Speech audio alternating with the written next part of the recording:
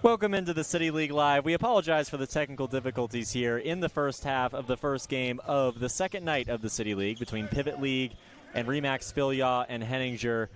I'm Andrew Garrison. Alongside me, Tegan Duke. We'll have Tegan Duke take play-by-play duties here for the first game. We're in the second quarter, just after 6 minutes. 21-26 is the score at the moment. And Tegan, we've had a fun one so far. Well, that we have. There's no doubt about that. As at the moment, Pivot League does have a 5-point advantage with 5:40 to go in the second. As Remax is going to get it at the top of the key, it's going to be Philyaw swinging it to the right wing. He gets it back at the top of the key. Working off a screen, he's going to move to the right side. A fadeaway jumper short. Pivot League moving in transition. That one's going to be a foul. And 2 shots coming for David Perkins, trying to extend the lead out to 7 with 2 shots at the charity stripe. Absolutely. These are two teams that certainly have plenty of stars on the roster. Of course, Tony Perkins right there in the center of your screen, a great example of that. Iowa legend on the other side, Connor McCaffrey. Yeah, no doubt a huge Iowa showdown here tonight, as I'm sure some of you out there tuning in tonight are Iowa fans. As the other Perkins able to knock down both at the free throw line, their lead now up to 7. Remax comes down the other way. Travis Clark driving in, falling down. The rebound is swarmed for and finally gathered by Perkins. Going the other way, Tony Perkins, 2 hands up and down. And just like that, it is a 9-point advantage for Pivot League, and Tony Perkins able to capitalize on that 2-hand jam.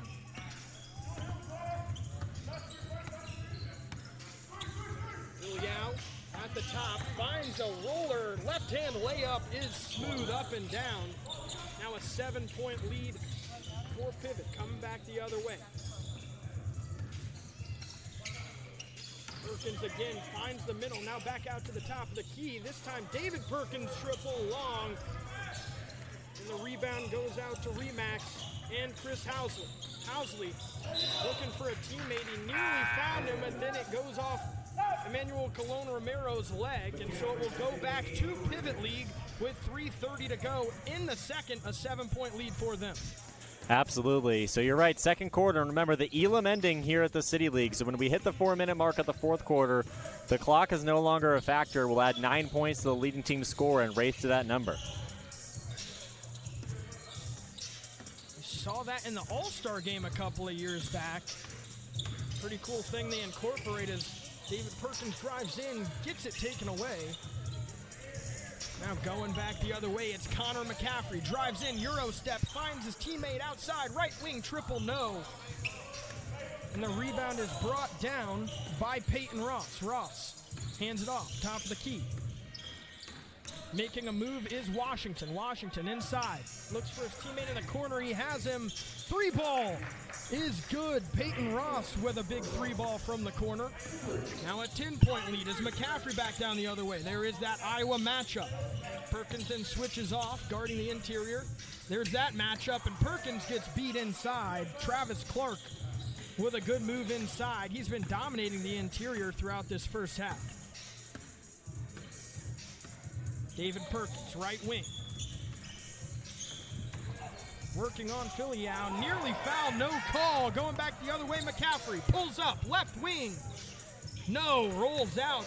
Tony Perkins with the board, going back the other way. Takes it across the timeline for Pivot League. Right wing, step back, triple. No, rebound, inside, going up. Count it, and a foul. Rosario Vaughn with a tough bucket. And we'll try to get another one at the free throw line. Now a 10-point lead, trying to make it 11, is Rosario Vaughn.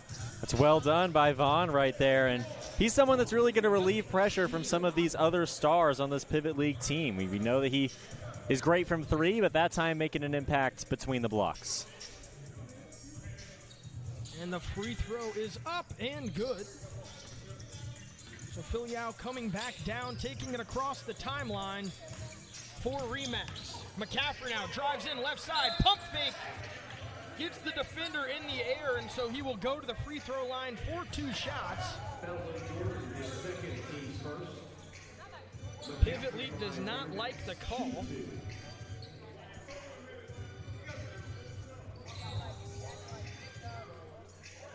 McCaffrey shot it at over 87% in his final season at Iowa. There's the announcer's jinx already, Andrew. Yeah, and this, because there's a running clock at the City League, this might be the last action of the half. Maybe not quite. 40 seconds left and counting.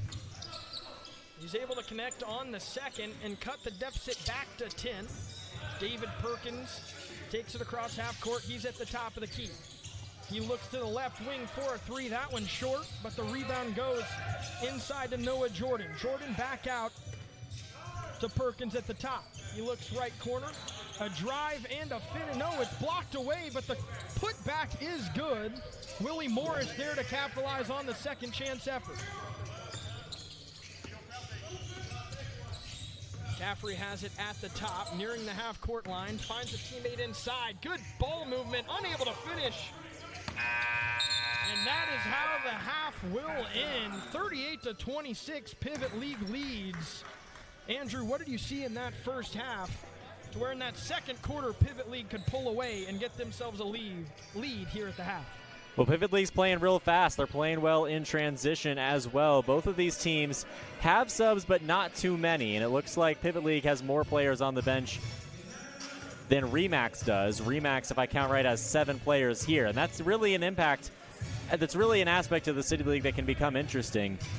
When teams only have 5, we saw the women's team only have 5 last night. Sometimes you only have 6. And so the second half, especially in these quick, fast-paced games on the men's side, can become really difficult for teams to have the gas to continue to put comebacks together. But on the other side for Remax, with the Elam ending, all you have to do is be close when you hit that 4-minute mark, and then you can really make a run at it. We've seen plenty of Elam ending comebacks, and we'll see if we see something similar here today. Yeah, it's a great point, Andrew, and to your point, I think Pivot League has used that to their advantage. You see them trying to get up and down. If there's a rebound, if there's a loose ball, they're sprinting, getting out in transition, and at times we've also seen Remax Filial kind of slow things down offensively, try to slow the pace, but at the same time, against such a quick and athletic team in Pivot, it's hard to do that, especially with 6 guys. Absolutely. We have about 4 minutes in between the first half and the second half. We'll take a quick break on the City League Live. Thanks for sticking with us, and thanks for battling through those technical difficulties with us. We'll be back in a moment for the second half of Pivot League and Remax Filial and Henninger.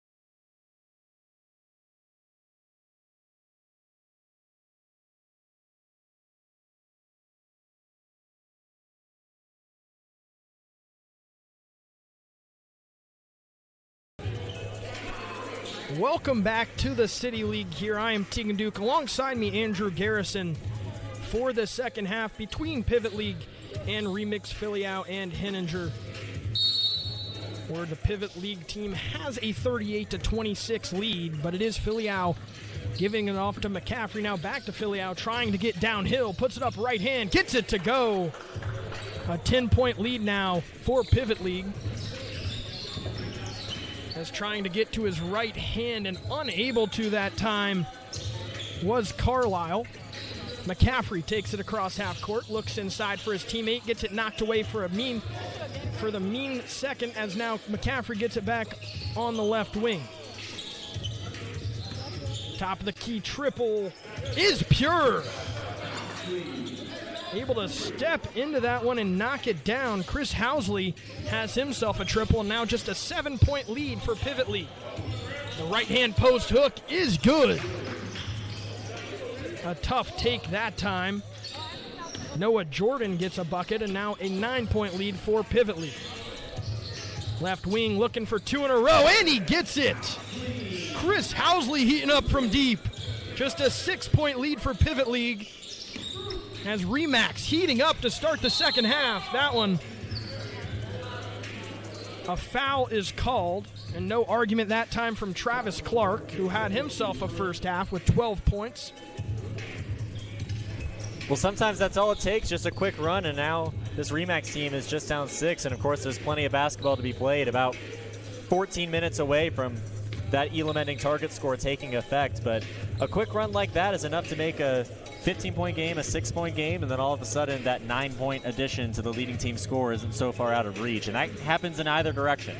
Those few minutes in the fourth quarter right before that target score takes effect are arguably more important than the Elam-ending moments even, just because that's when you can lift the game out of reach or potentially get yourself back in it, and that's what Remax is doing right now in the third. Willie Morris able to knock down 2 free throws and make the lead 9 again, but a foul off the ball is called that time. Not sure exactly who they got on that one.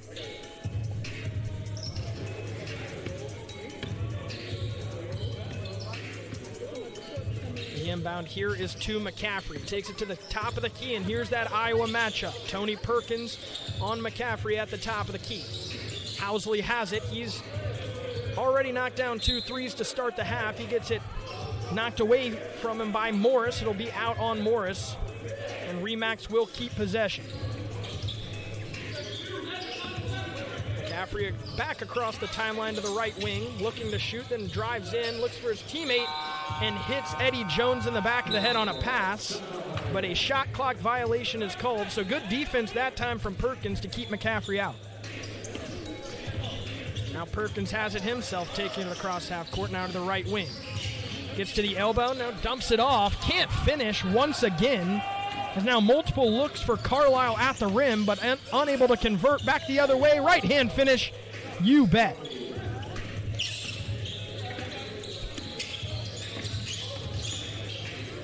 Top of the key triple, rolls it in. A soft touch off the front of the iron and gets it to go. Noah Jordan. Filiao gives it off. McCaffrey left wing triple, short. Jordan gets the rebound. Out to Tony Perkins. Perkins, what a pass inside. Right hand slam. Carlisle jams it home, and the lead is back to 9. 11 after that one. Pivot League is loving that transition play, and it's working out well. And no one better than Tony Perkins to marshal the basketball and lead the charge possession after possession. Pivot League is in full control of the pace and tone of this one. McCaffrey has it right wing. He gives it off to the top, now back over to the left. McCaffrey gets it back right wing triple long. Long rebound goes out. McCaffrey catches his own miss. Lobs it up, unable to slam it home. Tony Perkins comes away with it inside. Drives all the way coast to coast, hands it off. Another layup unable to go, but that time a foul is called as Donovan Carlisle tries to get to his right hand. Carlisle averaged 5 points a game at Denver University in his time in Denver.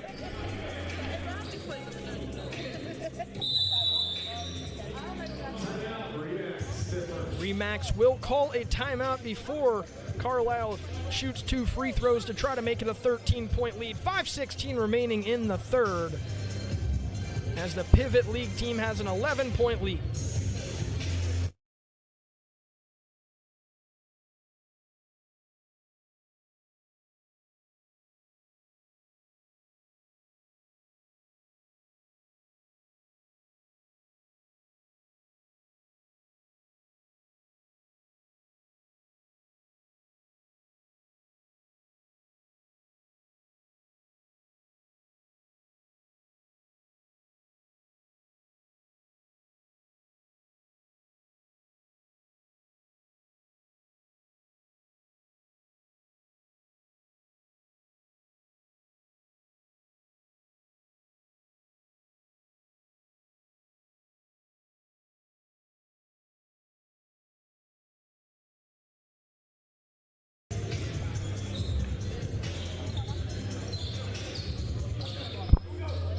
Welcome back to your City League broadcast as Carlisle is at the charity stripe for 2 shots here with an 11-point lead for Pivot League. First one is up and through, so now a 12-point lead for Carlisle and Pivot League. Got about 5:16 left to go here in the third quarter. These games go by quick. Filiao has it. Cross half court he goes. The double team comes, moves it to the inside. Now trying to find McCaffrey. He moves it around. Filiao gets it back left corner. His triple's long. Rebound goes out. And Noah Jordan looks to push for Pivot League. Left wing, Eddie Jones takes it inside. His fadeaway jump shot. Count it, and a foul. Eddie Jones having himself a night. 14 points now with a free throw to try to make it 15. And Pivot League trying to run away with this thing with 4:40 to go in the third. Absolutely. There's plenty of experience in the City League on both sides. Plenty of D1 and professional experience on both sides as well. But Tony Perkins and Pivot League taking that strong lead. Free throw touches every part of the rim before rolling out as McCaffrey right wing. Perkins guarding him. Takes it inside. Free throw line jumper blocked away. Noah Jordan all over that one. Perkins looks to find either him or Eddie Jones on the left side. It goes in between the two, and it's going to be a turnover. Perkins felt good about the pass, just a little too much on that. Filiao gets it in the backcourt for Remax. Finds McCaffrey left wing. Eddie Jones defending him tightly, reaches for it. His teammate's top of the key triple is long. That one's kicked out. McCaffrey gets it to Filiao. Filiao inside. And once again, Travis Clark is there to put it home. Right-hand layup. And now a 12-point lead for Pivot League as Clark trying to keep Remax alive. A smooth jumper from the right wing is long. That one tipped around. Finally gathered. Pushing. McCaffrey has it left wing. Acts like he's going to pull up. Finds his teammate. Will Mathieson able to put that one home. A little Fever Fiance connection that time from Remax. Now the right wing, Perkins 3. That one's pure. Tony Perkins gets his team back out to a 13-point lead. McCaffrey trying to match him. He is able to. Left-hand layup as Iowa goes back and forth here in the Indianapolis City League. Eddie Jones right corner triple, short. He gets his own miss. Gets inside, stops on 2 feet now, kicks it back out. Driving inside, right-hand layup, unable to go. A tough take that time from Willie Morris. McCaffrey looks inside, finds Mathieson inside, 2-hand jam.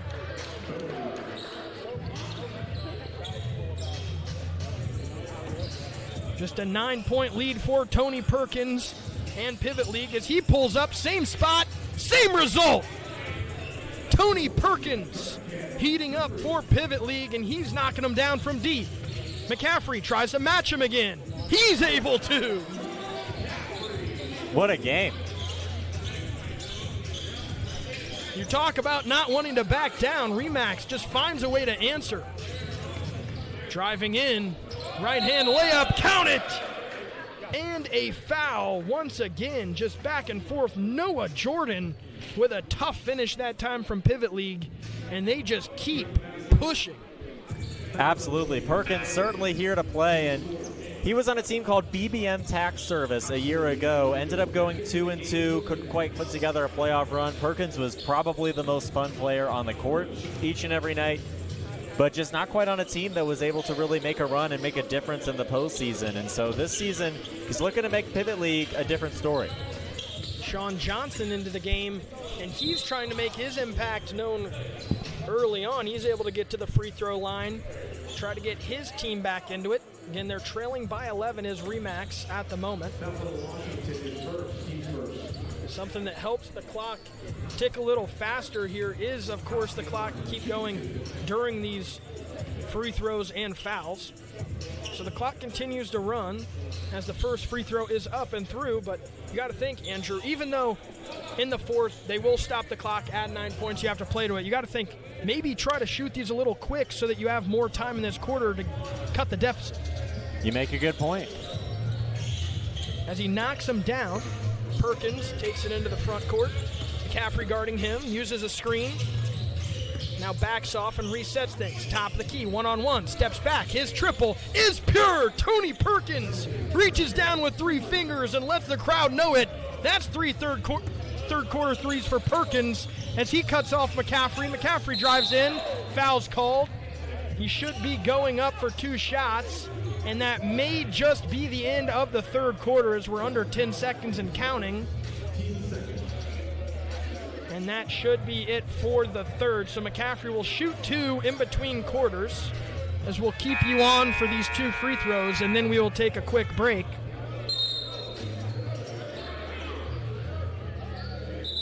We talked about Tony Perkins and his City League history. On the other side, this is a Remax team that, many of the components of this core played on the NBA Math Hoops team from a year ago that had an undefeated regular season, struggled with injuries, and had a heartbreaking 20-point collapse in the semifinals.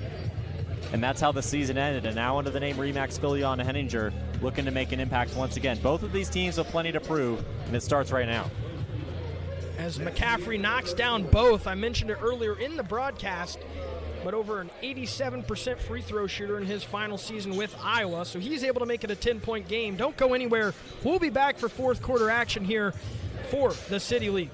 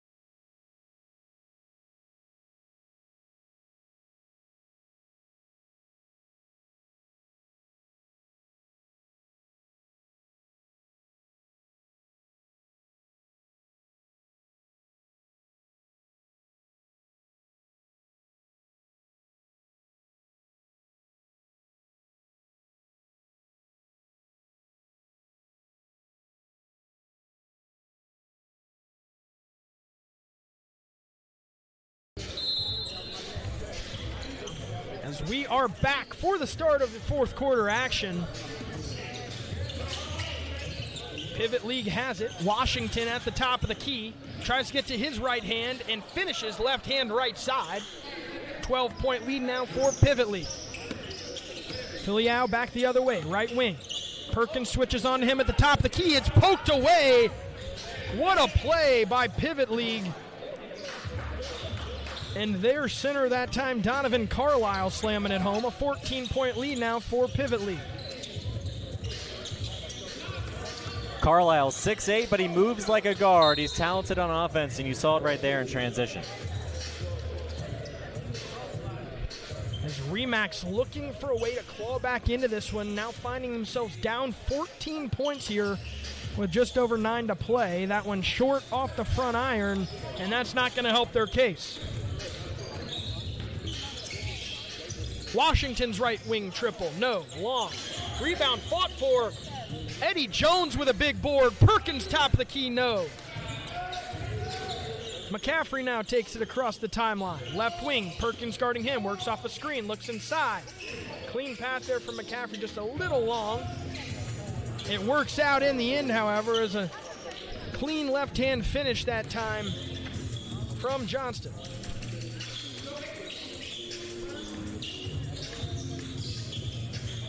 Jones has it right wing, pulls up from the volleyball line, front of the iron. That one tipped out. They're going to give it to Remax, down by 12, 8:15 to go in the fourth. As checking back in now for Remax is their leading scorer tonight, Travis Clark. He'll inbound to McCaffrey in the backcourt. He looks to the right corner. Remax looking inside, trying to find a teammate stolen away. As Vaughn takes it across the timeline, looks to the corner. It's David Perkins outside. That corner triple is short. Remax going the other way with it. It's McCaffrey. McCaffrey inside, back, deep triple. Short. Rebounded by David Perkins, taking it across half court. Left wing.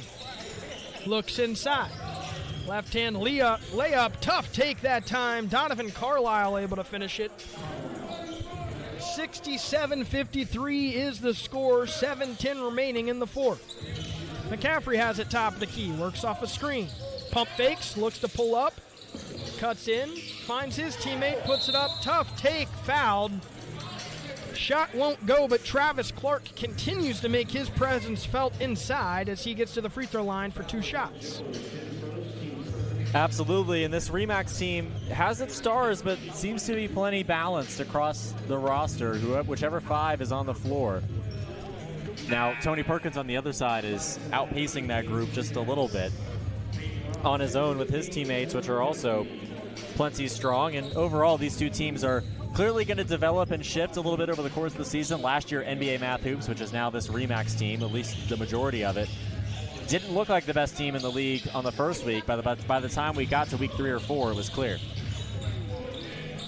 Eddie Jones making it look easy today is another finish for him at the other end. A deep triple is pure. Iliao has had a couple of those now. A 12-point lead for Pivot League, as that was a big triple to try to keep Remax within reach. Tough take from David Perkins on the other end, however, to make it 14 once again. McCaffrey across half court, right wing. Gets a screen to the left side. Pump fakes, pulls up. Doesn't get the call. He wanted it. That's a lob inside, and that's just too easy for David Perkins. A clean pass from Washington, and that's going to be another Remax timeout.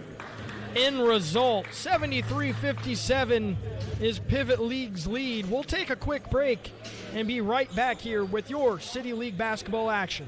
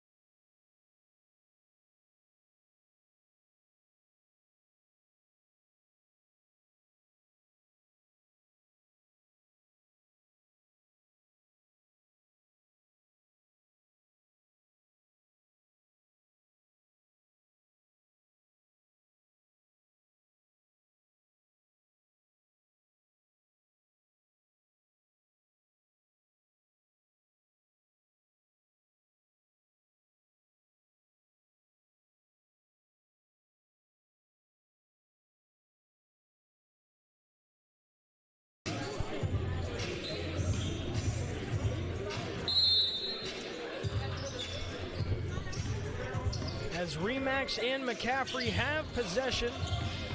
McCaffrey hands it off to Filiao, driving inside, puts up a pass, a good finish that time. So now just a 14-point lead. As Washington gets it for Pivot League. He'll slowly bring it across half court, work to the right side. David Perkins, top of the key. He finds Vaughn left wing, steps back, pound dribble. Can't get the friendly hop to roll his way. McCaffrey gets it on the right wing. He looks to step back, then re-decides things. Finds his teammate Philly out top of the key, back to McCaffrey. Pump fakes, steps back, can't knock it down. McCaffrey struggling from deep here. As he then tries to chase down a steal, can't get it. Then he steals one away. McCaffrey trying to will his team back into it. Puts one up, gets the foul call, can't finish, but he'll have two shots at the charity stripe to try to make this thing a 12-point contest. 4:15 to go in the fourth. And that's critical because this will be it. We'll have our target score of 81 most likely, or rather 82, since we're going to hit 4 minutes here at this dead ball. As the first one is good, they stop the clock at 4 minutes.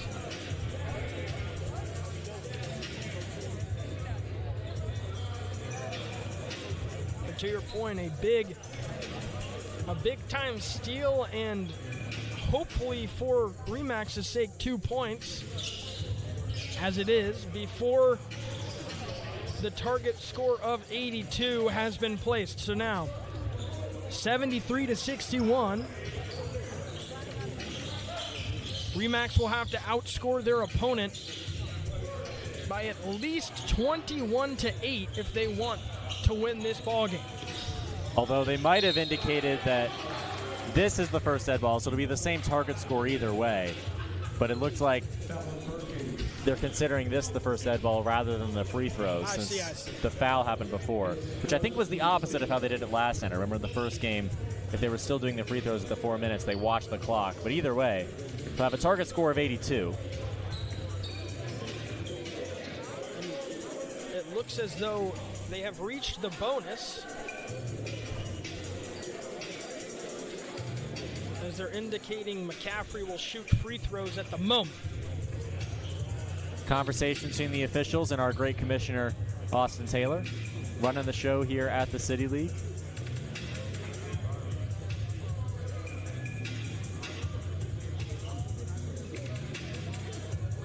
And there it is, 82.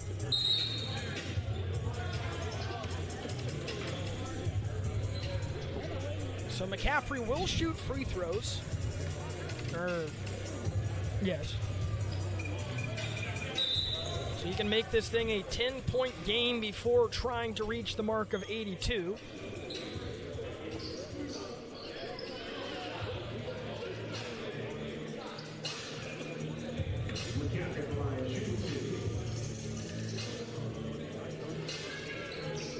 Can't rattle that one home. There's a little bit of a smirk on the face of McCaffrey after it. I think he realizes it's just one of those days for him where you can't find one. And sometimes that can be the difference here at the City League. The games are so quick, running clock, 40 minutes. They're so fast-paced often, in transition, back and forth, that if one team's shooting well and another team isn't, that, in many cases, is the game. McCaffrey, an IQ play that time as one turns into three, and just like that, it's a 9-point ball game. A quick steal. McCaffrey, top of the key three. You bet! Remax finding flow state here in the fourth, 6-point game. McCaffrey clapping his hands together, trying to get him going. Eddie Jones across half court to the left. Double team comes. He swings to the right side. David Perkins to the left wing. And now you feel the momentum swifting over to Remax. 1 second on the shot clock. Jones fades away, can't get it to go. Remax finding life here in the fourth. Filiao hands it off. McCaffrey inside. Travis Clark lays it in. Timeout, Pivot League. Tony Perkins has been out of the game for quite some time, Andrew. And with him out, Remax finds a way to make it a 4-point game.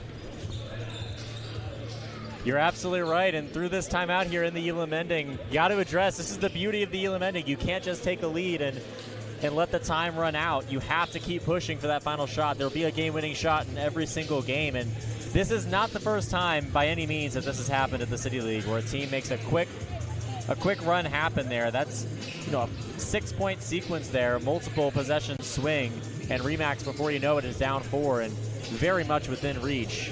But Tony Perkins looks to be back on the floor. Just like in the NBA Finals or the Western Conference Finals, those non-Wemby minutes, so important. In this case, the non-Perkins minutes are so important. You have to take advantage. Remax did. Now let's see if they can keep it going with Perkins back on the floor. It's a great point. To be honest, Andrew, I was surprised they kept Perkins out as long as they did that time.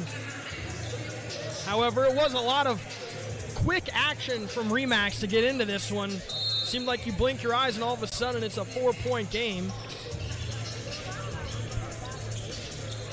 As Jones and Jordan play a little back and forth action as Perkins has it now in the front court, working off the screen. Double team comes, he looks to the corner, and that's a turnover from Tony Perkins freshly into the game. They send a double team, it flusters him enough. As Filiao has it in the backcourt. 73-69 is Pivot League's lead. There is no time on the clock. The end score is 82.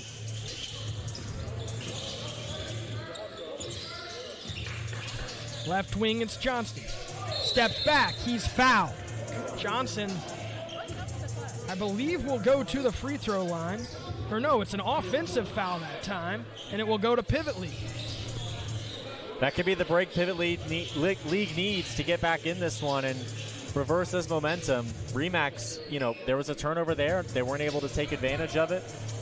And now Pivot League is an opportunity to retake control. Carlisle gives it over to David Perkins, right wing. He gets a screen from Tony. David drives in, tries to reverse it up. It hit the shot clock, and it should be going the other way because of it, and it will be. Just a little too much English on that one from David Perkins, and the lead will stay at 4 for Pivot League. Filiao up to McCaffrey. Drives in, looks for a teammate, hits the back of the head, and now off of the hand of Carlisle as it hit the back of the head of Noah Jordan. Jordan played at Portland University, averaged 4 points in his time there. It's Filiao looking for a teammate.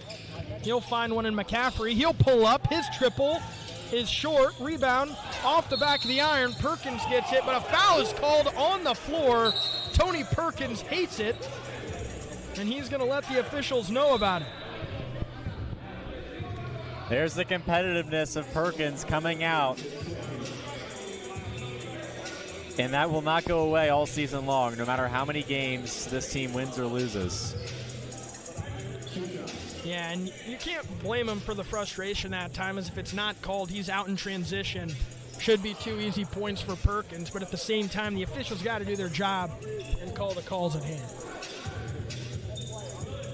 And I almost wonder if the reaction from Bode there really impacted that, because he turned around and he looked at the official and made sure it was understood. Bode unable to knock down the free throws, but Travis Clark, have yourself a day, has a chance to make it a 1-point game. And all of a sudden, the race to 82, it's going to be a tough one for Pivot League, as all the momentum on Remax's side now, and the pressure mounting by the second. Jones has it in the backcourt. 73-72 is the lead for Pivot League. Jones flirting with a backcourt violation. Lucky he didn't cross before stepping back there. As he pulls up mid-range, that one a smooth jumper, but just rolls out once again. As McCaffrey looks left wing. Filiao inside. Bode gets to his left hand. It's blocked away, but they call a foul. Noah Jordan was the one to initiate contact on the left wrist. So now Bode has a chance to tie or take the lead with a trip to the free throw line. So those quick runs, how quickly the game can change. And Remax absolutely has the momentum, and just getting in between the blocks and getting whistles there. You've got to see some disciplined defense from the side of Pivot League, but also struggling to battle against this size of this Remax team. Bode, 3 missed free throws in a row. He's going to ask for a towel to wipe his hands off. And it also seems like Tony Perkins just hasn't been able to find the first half success in the second half ever since he stepped off the court to take a deserved breather. As Perkins gives it off. That 3. Unable to fall, and Pivot League cannot buy a bucket. They could go to Goodwill and still not find a deal, as that one is thrown over the head. And a needed turnover for Remax as far as Pivot League's hopes go. As we have a game on our hands here now, as Perkins takes it across half court and trying to find a way to get a bucket and get things going once again for Pivot League. David Perkins, right wing. Looks to trigger a pass inside, can't find one. Now outside, Carlisle in the corner. Back to David Perkins, drives in, right hand, long. That one's blocked out. They're going to call a shot clock violation as it never hit the rim. I believe that is the correct call that time. Not 100% on if that drew iron. I don't believe it did.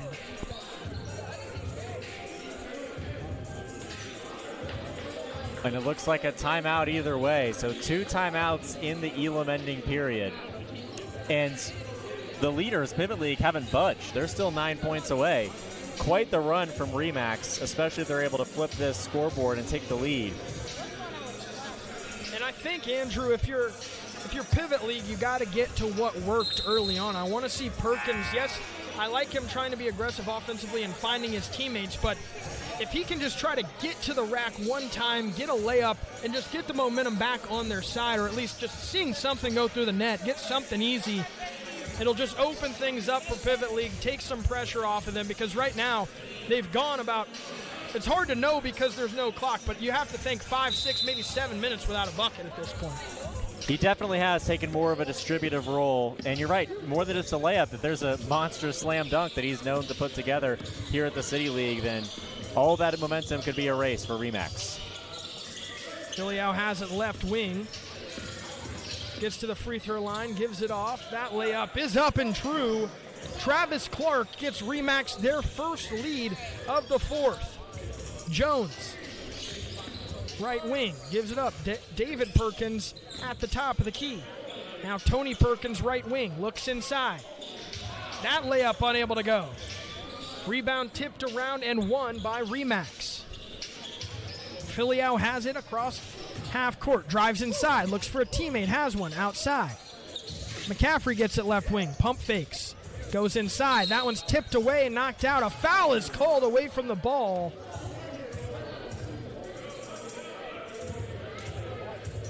Not sure exactly who they got that one on, but if you are Pivot League, not the worst guy to foul. He's missed 4 in a row in Bode. Bode's first here. Able to roll it in. That's a huge one to give them a 2-point lead. Trying to make it 3 here. A delay of game is called. Not 100% sure who they called it on, though. They take a second to wipe off the ball here. He pointed towards McCaffrey, but that's also in the direction of the Pivot League bench. And the second free throw is up and true. So after 4 in a row not falling, he's able to knock down 2 is Bode. A 3-point lead for Remax. Jones takes a screen, gets to the top of the key, now gives it off. Perkins deep 3. He gets it to go. Perkins knots it up at 76. And it's a race to 6 points now. Throw away the first however many minutes we've played. Who can score 6 points right here, right now? 2 buckets, that could be all it needs. Every possession massively important, especially on defense. McCaffrey gets it. Looking for a triple, he can't find enough space. Now over to Johnson. Johnson over to Filiao. Filiao to Johnson. Johnson's left wing triple. Long. The rebound Rebounded and put in. Oh my goodness, is Travis Clark having himself a day. 2-point lead, back to Remax, 78-76. Jones, left wing, drives inside. Loses off his foot, gets it back. Carlisle's layup, no good, no call. McCaffrey back the other way, 1-on-3, looks to slow things down. Perkins reaches in, no call. Perkins guarding McCaffrey, back cut stolen away. Pushing the other way. A foul is called that time. Noah Jordan trying to find Perkins is ran into by Travis Clark. He'll pick up the personal. And it should be 2 free throws for Noah Jordan, trying to knock this thing up at 78 apiece. Absolutely, and down the stretch, we're just tightening it up, tightening up the margin for error, tightening up the window between and the gap between the current score and the target score. And it's going to come down to who can ultimately put together that clutch bucket. Tony Perkins is a great example of someone that could do that, but as you mentioned, he's been in more of a distributive role throughout the second half. And his teammates haven't been able to convert. However, Jordan is able to convert there, so a little bit of help for Perkins as far as those 2 free throws go, but now a race to 4 points. Who can get to 82 first? 78-78, McCaffrey gets it top of the key. Filiao right wing. Puts it behind his back, loses it, loose ball on the ground. I mean, who else would find that thing? Now it's back to him, goes back up, can't get it to go. What a fight from Travis Clark either way, but he can't find a way to finish it. Now, Jones up, count it, and a foul. Tony Perkins says thank you, but Eddie Jones, what a tough finish as Pivot League looked scared for a second, but they have responded, trying to get themselves within 1 point of the target score. This free throw really doesn't do much, though, either way. Maybe try to miss it if you are Jones. He did miss it. Didn't seem like he tried to that time, however. McCaffrey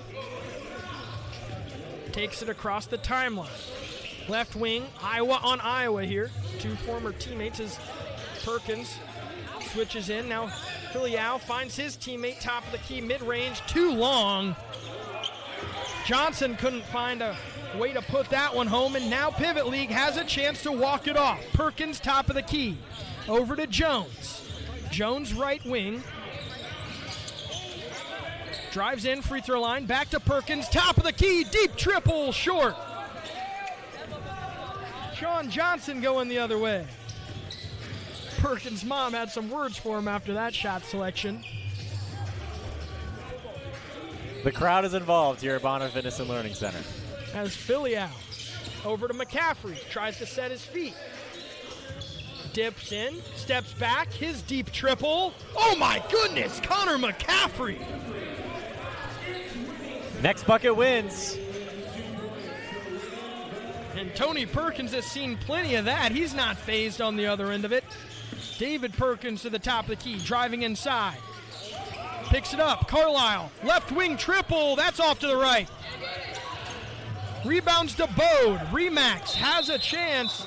Timeout Remax, and a layup will win it. A layup will win it. It's going to come down to the defense. It's going to come down to the clutch shooting. How about Connor McCaffrey? That's an example of clutch shooting a moment ago. Meanwhile, Pivot League just can't quite get enough strength on those shots from the outside.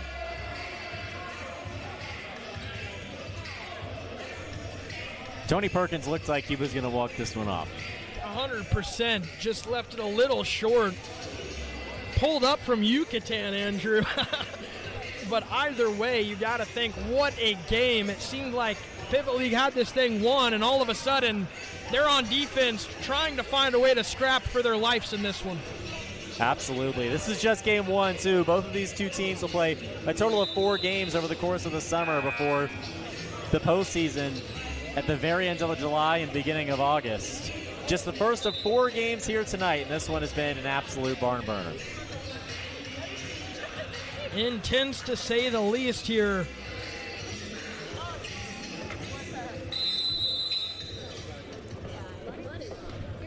McCaffrey gets it in the backcourt. Into the front court he goes. Perkins defending him now. Carlisle switches on to the corner.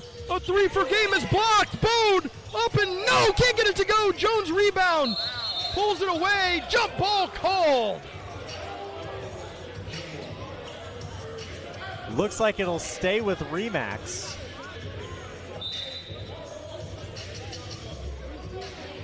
Pivot League wanted a foul. I don't believe they're going to get it. It's going to be a jump between Bode and Jones. Probably about a 2-inch, maybe 3 advantage for Bode here.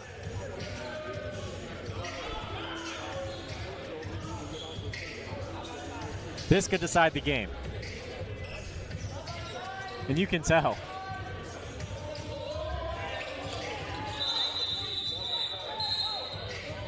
They're going to re-jump it as confused on why, however. I wonder if we saw an early jump from Sean Johnson there. Uh-oh, out. David Perkins on the run. He gets to his right hand and he's fouled. Could we end it on free throws? My question also is it win by 2, Andrew? I don't believe so, but I just had the similar thought.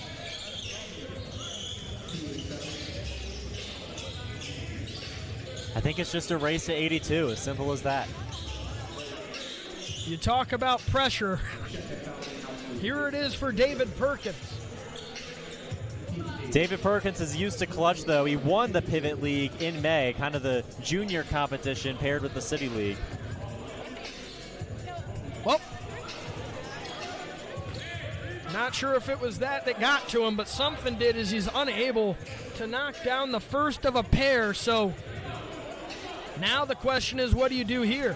We have Sean Johnson in the backcourt ready for an outlet pass in transition. He puts that one up and in. There's McCaffrey. 81 apiece. Takes it across the timeline, right wing. Hands it off to Bode, now gets it back. Fades away for ball game. No. Rebound. Inside. Thrown back. Johnson gets it, now back to McCaffrey. Right wing, drives in. Over to his teammate, pump fake. Back to McCaffrey, shot clock violation. Pivot League stands tall. Great team defense from Pivot League, and McCaffrey would love to have that fadeaway jumper back. It was contested, it was difficult, and it didn't quite fall. Eddie Jones now has it, takes it across the timeline. Left wing, near midcourt. Surveys the defense, works off a Tony Perkins screen. They switch spots. Eddie Jones is now on the right wing.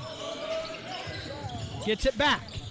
Top of the key, pulls up for game, gets fouled. And that should just about do it.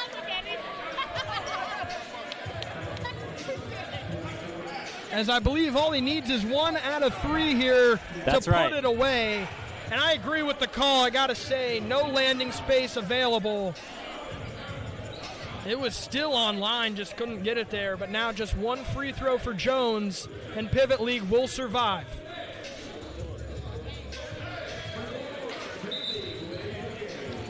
And Pivot League wins by a score of 82-81. I have been Tegan Duke, alongside me Andrew Garrison. Andrew, what a ball game. Tony Perkins, Connor McCaffrey, a huge Iowa matchup was the storyline going into this one, and it lived up to expectations. A couple of guys on both sides stepping up for their squads. Outside of those two, however, as on the losing side for Remax, Travis Clark did just about everything he could to keep them in it. And then down the stretch, it was Eddie Jones for Pivot League getting it done. So a great game with a great ending. Remax did their best to try to come back and win it. They had opportunities, just unable to. But what did you see there, Andrew? Yeah, absolutely. And you talk about that star matchup between Iowa players, or former Iowa players rather, Connor McCaffrey and Tony Perkins. Tony Perkins a little bit invisible there in the second half down the stretch, and Connor McCaffrey, while he was very present, he had the nice three at the top of the key. He couldn't make the shot at the end to win the game.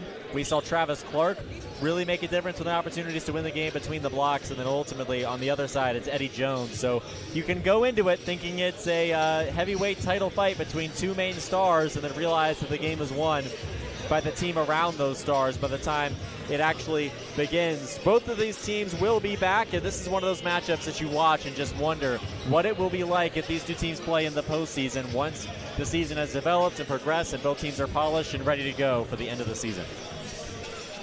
Well, don't go anywhere as we have 3 more games on tap for you here tonight for the City League. But one more time for this matchup, Pivot League was able to defeat Remax Filial and Henninger by a score of 82-81 in a thriller. But once again, don't go anywhere as we'll be right back here with more City League action.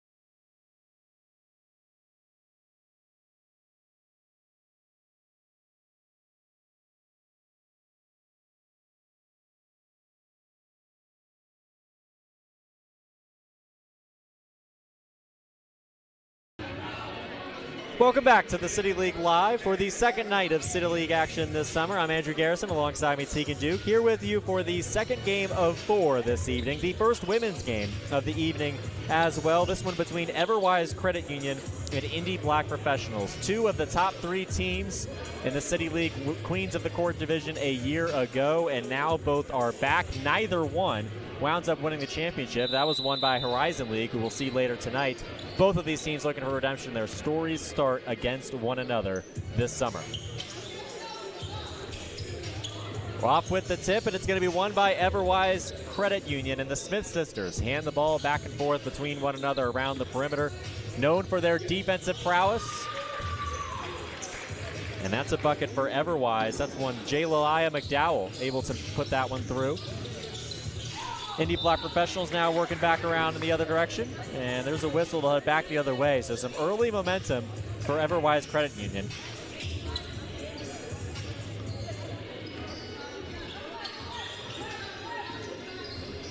Here comes Destiny Thomas, the captain of this team. There's a whistle on the floor.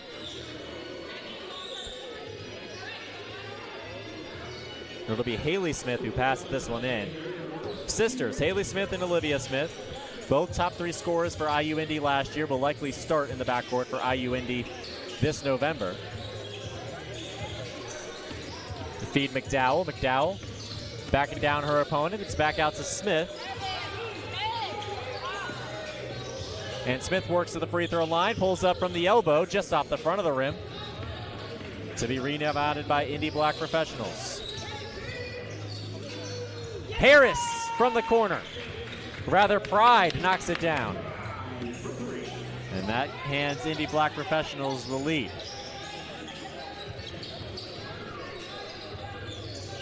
Here's Smith at the top of the key. She works off the screen. Can't quite convert on the pick and roll, so she tosses it to her sister. And now Thomas, who loves the mid-range jumper, just misses that time. Back the other way comes Harris for Indy Black Professionals. Another corner triple. One's just off. Ball's knocked around. Smith comes down with it. Thomas on the right wing, closely guarded by Harris. She feeds a team out inside. That's Keita. Back out to McDowell. She'll back her down. And there's a charge that time. The size advantage, a little bit too much that time for Everwise Credit Union. Yeah, really impressed with IBP early here. And Pride able to knock down that jumper. Really pretty looking jump shot to start it off. See if they can continue to find her on those open looks. Here's IBP with it once again. And from the interior, it's Deja Cyrus, City League veteran, gets it to go. Destiny Thomas on the right wing, working inside. She loves that mid-range pull-up jumper. So that'll be a triple try from Smith. She misfires. Some early shooting struggles. It'll be Arnold crossing the timeline now. And a travel. That one called on Pride. She looked to be in prime position to move forward with a potential bucket. But the whistle prevents that from coming to fruition. Portia Green is awaiting to check into the game for the first time. She starts out on the bench. She's the captain of the Indy Black Professionals team, looking for her second title before she hangs up the sneakers. It's Thomas over to Smith. Smith working to the top of the key. Now downhill. Up to Thomas. It's knocked away. The Smith sisters communicate with the basketball, and a shot clock violation is how that possession ends. Well done by Indy Black Professionals. No doubt. The defense has been spectacular early on, suffocating that offense. Really no clean looks to this point for the other side. There's a clean look, but that one just off the rim. Smith to Thomas on the left wing. That's a very, very familiar phrase from last year's Centier Bank team to this year's Everwise Credit Union team. Thomas misses that time. Well defended once again. It's into Pride. Pride backs down Smith. That's a size mismatch, but it's off the mark, the shot. Under 5.5 minutes left here in this first period. Smith with it. She'll feed McDowell. There's a whistle. Looks like McDowell will be rewarded for her efforts. Some good shot contests and some good defense from Indy Block professionals throughout the game so far. Yeah, McDowell, though, that time did a great job of just getting to the basket and going up strong. If you can do that, you can force the officials to make a call or not make a call. But either way, most of the time you're going to get the benefit of the doubt if you do go up strong towards the basket. And that's exactly what she was able to do that time. However, unable to convert on the first. Got the second, a little bit of redemption, and now it's a 2-point game once again. See some full court press there from Everwise Credit Union. Now Arnold's driving baseline. They'll call a foul on Smith. She doesn't like it at all. Active hands and disruptive defense are the calling cards of both Olivia and Haley Smith's defense. They are absolutely phenomenal in the backcourt. She doesn't like the whistle, and she'll check out of the game.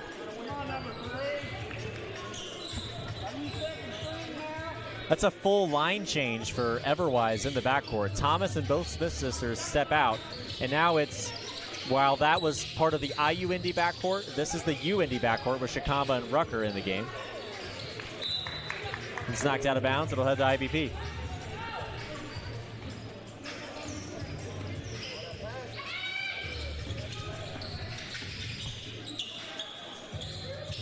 There's a long three. That one is knocked down by Everwise. Kamara Mills made the play that time. Arnold off the back of the rim.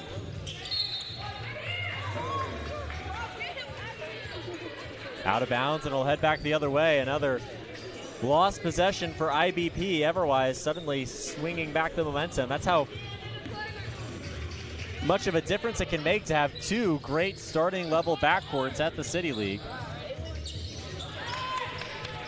It's a nice shot from Rucker, top two guard at U Indy, alongside Patty Shikamba, number 4. Here's a three for Indy Black Professionals just off the front of the rim. The shooting starting to heat up on both sides. Here's Shikamba commandeering the offense. Kicks it back out to her college teammate in Rucker. She misfires that time, but some good shot selection, some good shot quality from Everwise.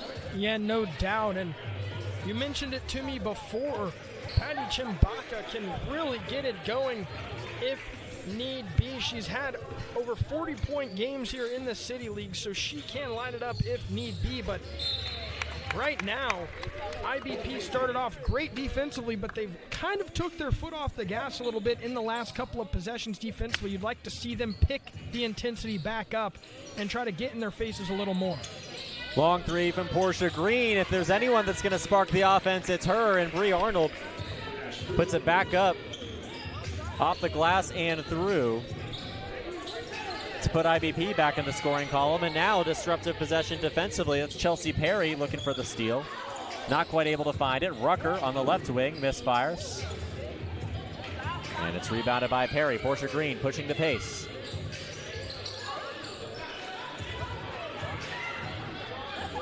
Give and go. Not quite able to find success. And it could have been an easy bucket for Everwise on the other side, but not quite. Again, a go-ahead pass from Green. Now she receives it back from Bree Arnold. Arnold in the corner. Ricochets off, but all over the floor is Green. Behind the back, no-look pass. Portia Green engineers some genius. And IBP has the lead once again. Portia Green, nifty pass that time. Exactly what you want your point guard to do. Facilitate the offense, find open teammates. Nice rebound from McDowell. And multiple putback opportunities are off the mark. Everwise not quite able to take advantage of some second chance opportunities. And Portia Green will happily capitalize on those inefficiencies. Inside, the foul is called. That'll send Chelsea Perry to the line. She's an assistant coach at Butler for the women's basketball team. Yeah, Perry drafted 21st overall, or rather 26th overall, to the Fever in the 2021 draft. And yeah, she's former Tennessee Martin star, averaging over 18 points a game there, so can definitely score it for IBP. Yeah, IBP doesn't seem like the type of team that's going to make the mistakes that we've seen Everwise make early, especially under the leadership of Portia Green, who won a title a few years ago at the City League, has been chasing another title ever since. And maybe this is the year. It's a wide open women's division without a doubt. And she's ready to give it one last run. Well, that'll be the end of the first quarter. We'll take a quick break at the City League Live. We'll be back for second quarter action between IBP and Everwise. Number 15 is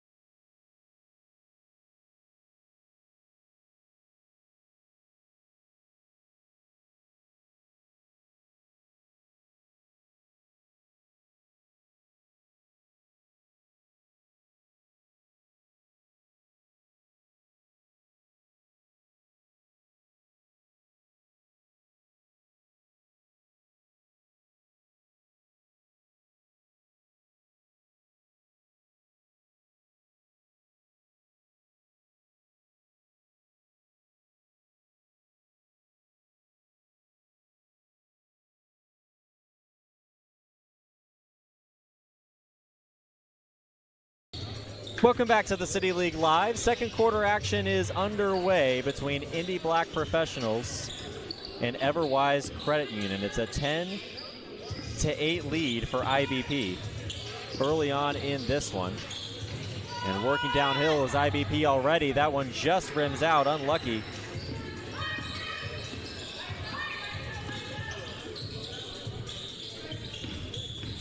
Everwise works downhill as well. They don't have much more luck, but that time there's a foul call. Thought that one bounced off the shot clock. It did, but the foul first. And that will be the cause of the whistle. And getting to the free throw line can be really important here for both sides. Just getting points on the board one way or another and continuing to be aggressive offensively.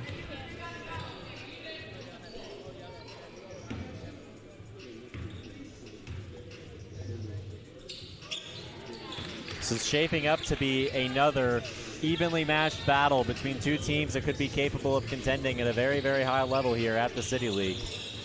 Only one free throw falls. And IBP quickly converts on the other end. Green going for the steal against Chikamba. She sneaks past it, misfires on the triple. And the IBP pushing the pace once again.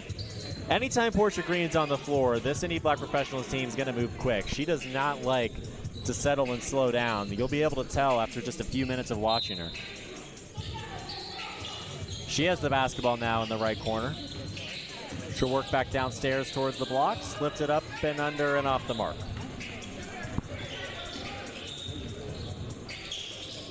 It's a deep three from Everwise. That one drops. Well done by Kaylin Terrell.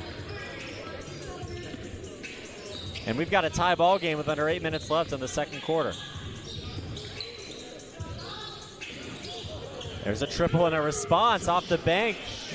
That's Tasha Harris struggling.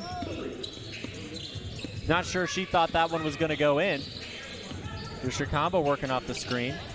Well, the bank is open at 7:40 p.m. here in Indianapolis, Andrew. Must be the Pacific time zone. Kita up, under, and good, so Everwise responds, and now the scoring is starting to pick up.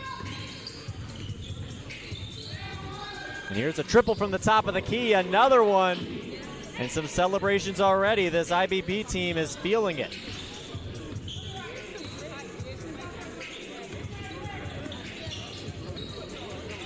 Shikamba working into the mid-range. Intercepted. King working back the other way. Right wing triple off the mark in transition. Rebounded by Everwise. But Green appreciates the steal. Yet another behind the back no-look pass. And that one's good. She must be practicing that pass.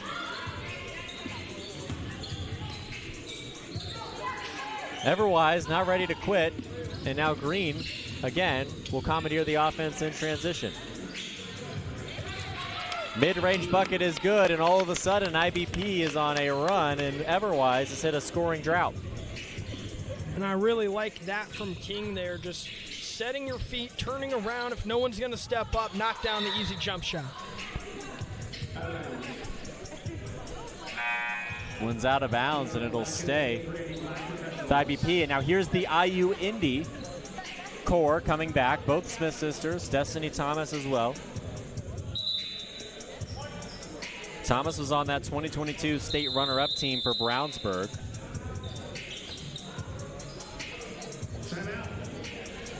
And a timeout will be called amidst the substitutions. So we'll take a quick break at the City League Live. 22-14 is the score for Indy Black Professionals in control against the team that controlled the Queens of the Court all the way up until the title game a year ago. Back in a moment at the City League Live.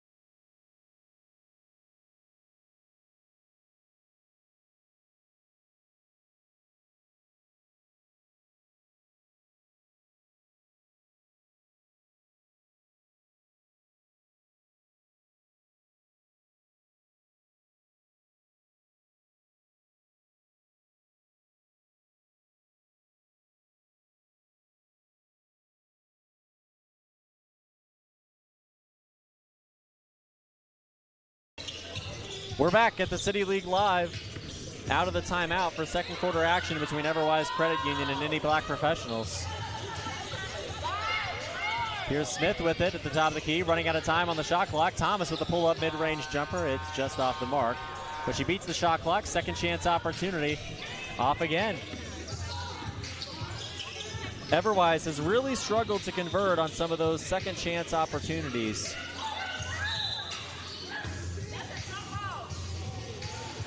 And there's a foul called on Everwise. Harris wanted it bad. She got it at last.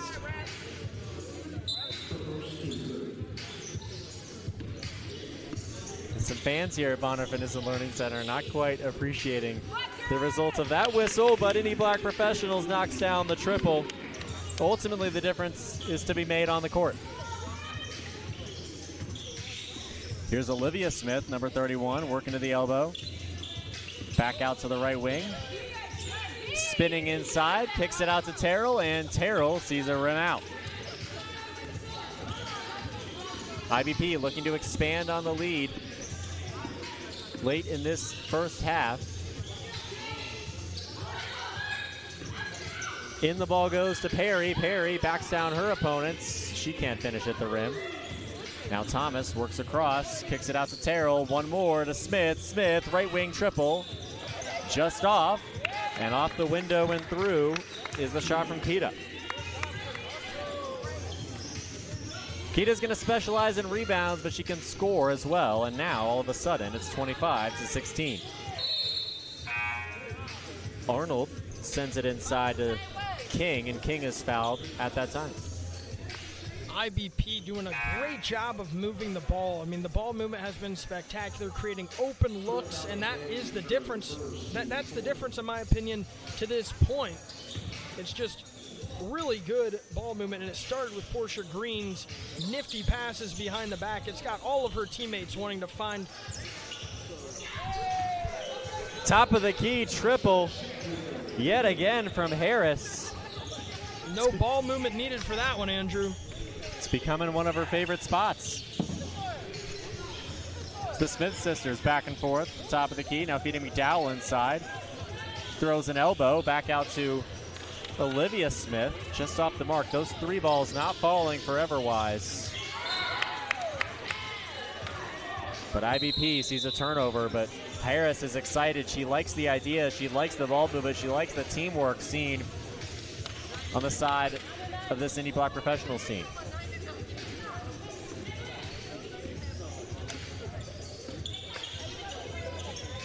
Everwise seeking a response. Here's Smith yet again. Right wing triple. This time it's golden.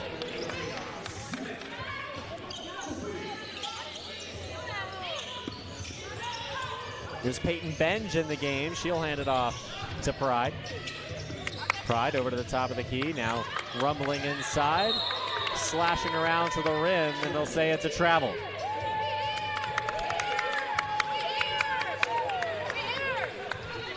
Plenty of Everwise Credit Union fans in the crowd here. A great turnout at Bonner Fitness and Learning Center. There's no doubt we got each fan base to each side of us. It's wonderful. Smith misfires that time. She's taken plenty from the right wing. She fights to stop the ball. Be brief 5-on-4. Arnold in the corner. Rebounded by Perry. Back to Arnold. Well done. And Indy Black Professionals has breached 30.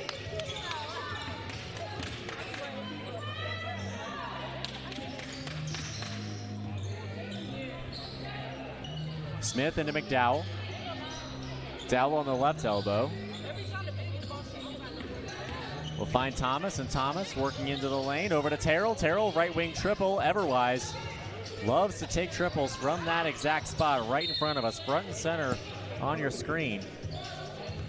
But the percentage from there has not been what they envisioned when they entered the court earlier this evening.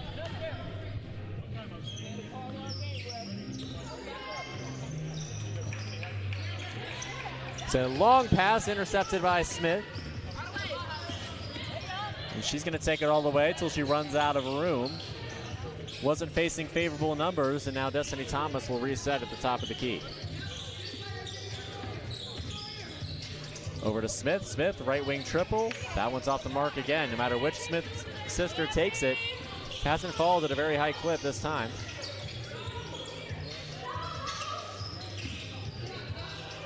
Long three again from Harris, just off the front of the rim. She's had more look from around the arc.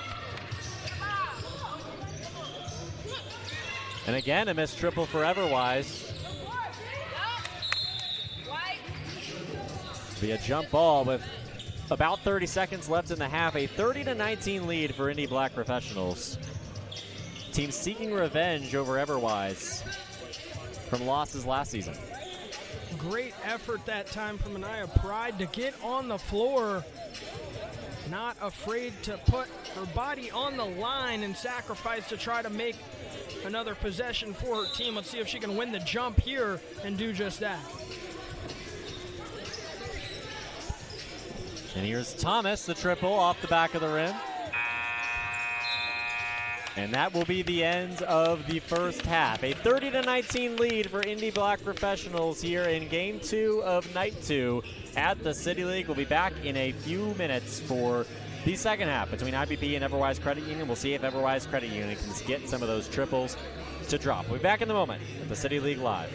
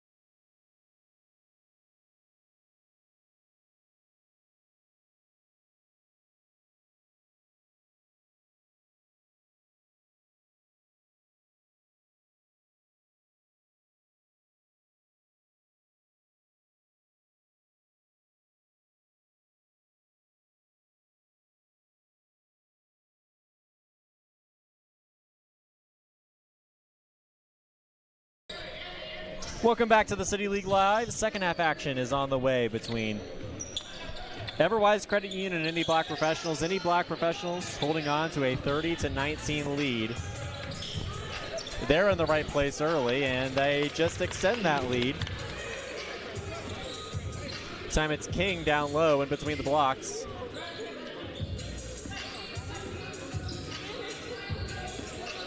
Here's Thomas, top of the key. She'll feed McDowell inside. McDowell backing down her opponent at the block, and one with the foul. Well done.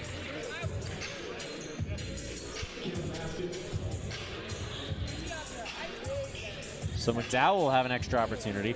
This Everwise Credit Union team, the core of it, played under the name Sentier Bank a year ago. Now that's without Shikamba and Rucker. They played on another team called Circle City Talk. But Sentier Bank went undefeated in the regular season, went undefeated all the way until the title game. Lost to Horizon League, who we'll see in the last game tonight at about 9 o'clock.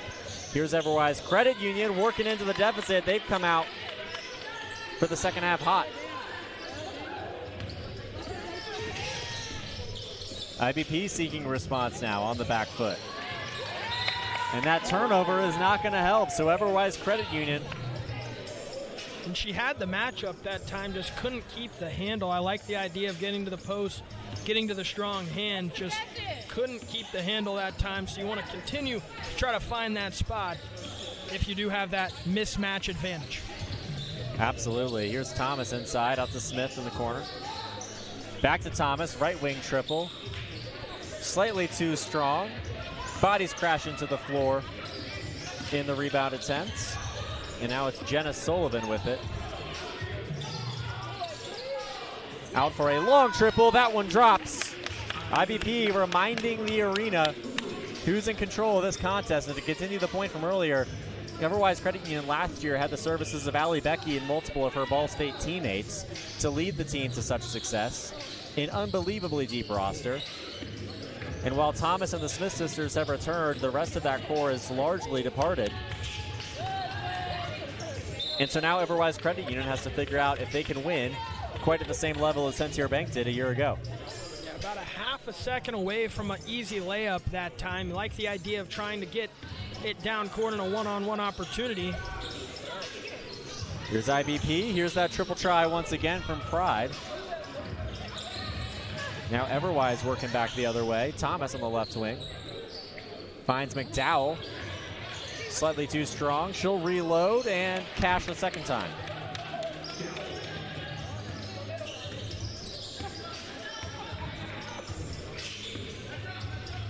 Portia Green back in the game. She finds Sullivan, the left wing.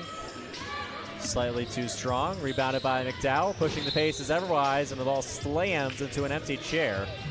Yeah, you might want to check on that chair over there. We're lucky we weren't sitting down there. I mean, that was a rocket of a pass there.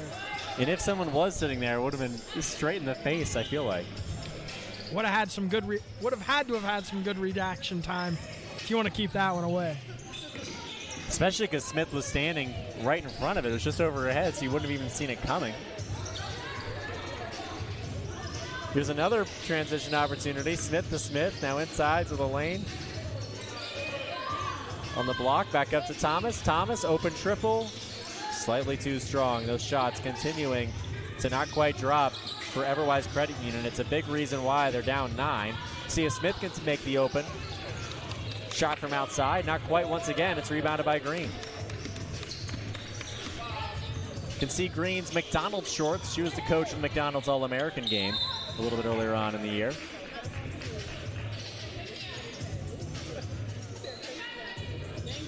She is working for her team here tonight, has done a great job of facilitating, getting her teammates involved.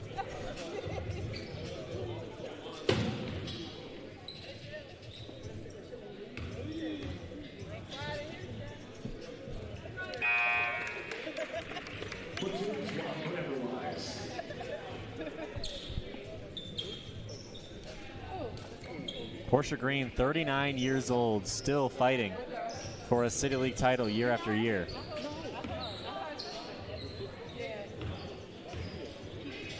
She has one from 2023, looking for another.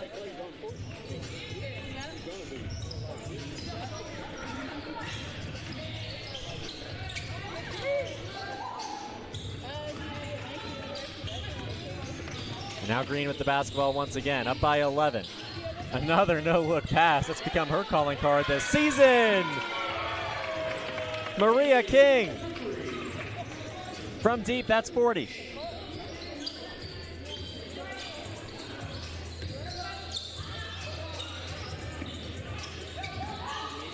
Everwise seeking a response. It's off the glass and off the mark. Green with the rebound yet again. She pushes the pace back the other way. Blindingly quick for Green. And Chikamba now in with that U-Indy core. Corner triple. Bounces 3 times before falling astray. And it'll head towards the direction of the Indy Block professionals. About 4 minutes left in the third quarter. About 10 minutes of basketball until the target score reaches the scoreboard. Time for some substitutions. Green is out.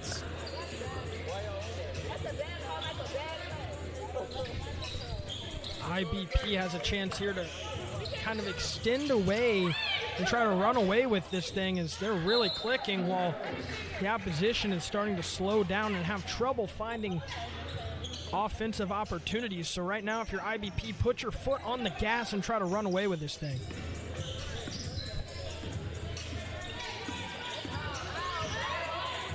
Here's Terrell with it. Right wing inside. Against multiple defenders is Kita, and she gets it to go. Good move that time. Corner triple for IBP, too strong. Rebounded by Chikamba. She pushes the pace back the other way, finds her way to the block, and she's fouled. And the Indy Black Professionals fans to our right disagree. Yeah, a lot of ball that time. Could have easily been called a block, but they saw some contact on the arm. So 2 free throws will be awarded for Patty Chikamba.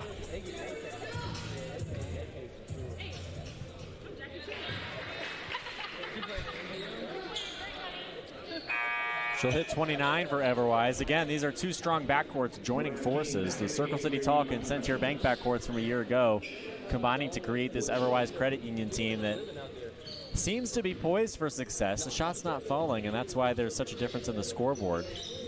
Because Everwise has the front court presence too with McDowell, multiple shooters on the outside. It's a small lineup right now with McDowell on the bench. And one, it falls for Harris. She's had a great game. We're looking forward to some post-game stats from her to see just what kind of impact she's been able to make so far for IBP. Yeah, tough take that time to the left-hand side. She's able to put it off the glass with a kiss, count it, and a foul. A great take that time. Knocks down the free throw as well. That'll extend the lead for IBP. Not far from the fourth quarter, not far from the target score. That was a windmill layup attempt from Rucker. Couldn't quite drop. Another foul. Sorry, Andrew. You got IBP it. starting to get a little restless defensively with the officiating. Just not agreeing with these foul calls, and you can see the frustration. I think for IBP, just block that out and continue to play hard. You can't let the officials get to you when you have a 13-point lead. Absolutely. Under a minute left in the third quarter. This won't be the last action most likely, but free throws certainly eating away plenty of time on the clock. Rebound for Everwise, reloading for 3, off the bank and through. Well, now each side has one of those, so we're even.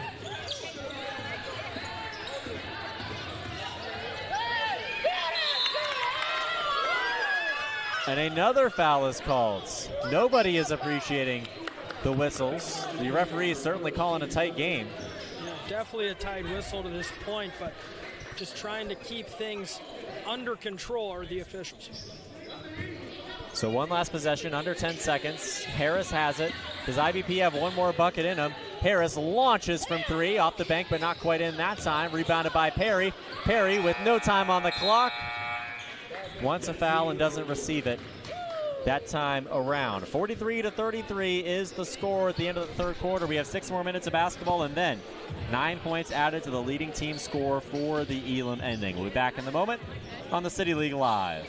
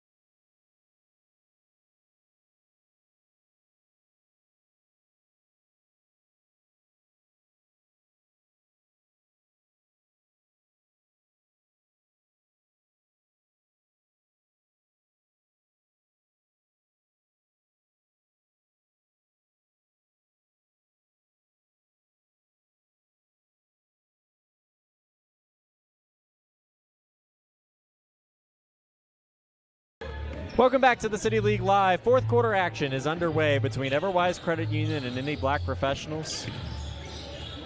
This is the 7 o'clock game here on the second night of the City League season. It's a triple try from Terrell. That one rims around and out. Rebounded well by Sullivan. Sullivan to Green, now to Harris. Harris rumbling to the rim, and she finds a teammate who knocks down that mid-range jumper. That'll be Pride putting 2 more on the board for IBP. Shikamba suffers from a block, but her teammate, number 22 as well, able to put that one through.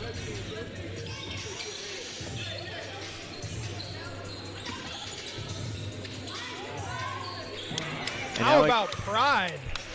That's 4 straight points for her for IBP. An air ball from the right corner by Everwise. IBP working in the other direction. And Sullivan lofts it through. Plenty of scoring for IBP early on. I'd love to see some of these points per possessions numbers in both games so far, because we've had some teams super efficiently scoring. It'll be a jump ball. Well done by Portia Green to clamp that one. Yeah, that's a veteran defensive play that time. You see the player turn their back to you and then turn right around, grab the ball right when they turn around before they have a chance to notice you're there. Portia Green everywhere. Once again, just making the right decision, making the right play, and that's exactly what you expect out of your veteran point guard. Absolutely. We're about 4 minutes away from that target score. It's important that Everwise finds their way back into this one just a little bit. Again, all you need to do is get close. We saw that with Remax last game, where Pivot League had quite a lead. Remax worked back into it right there before the target score hit the board, and it was anyone's game late.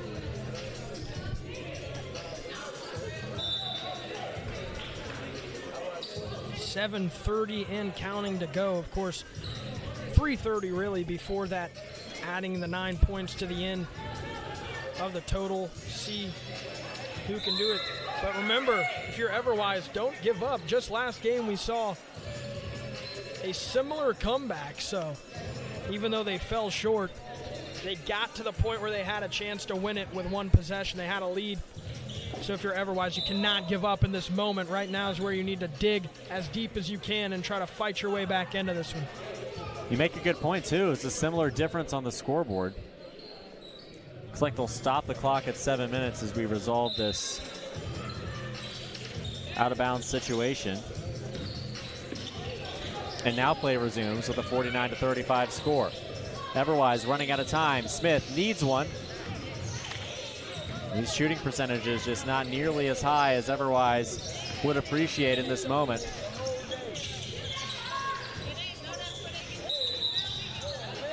And she's out of bounds that time. That was Pride. She's had quite a game on the baseline between the blocks, but that time she's a little bit too far outside of the boundary. Under 7 minutes. Here's Everwise. Looking to work back into this deficit. Going to have to make some shots in order to do so. Thomas off the mark. Rebounded by Harris. Harris pushing the pace. She finds Pride. Pride too strong. Rebounded by Everwise. Smith looking for a teammate. She's double teamed. She can't find anyone. Looking to shed Pride.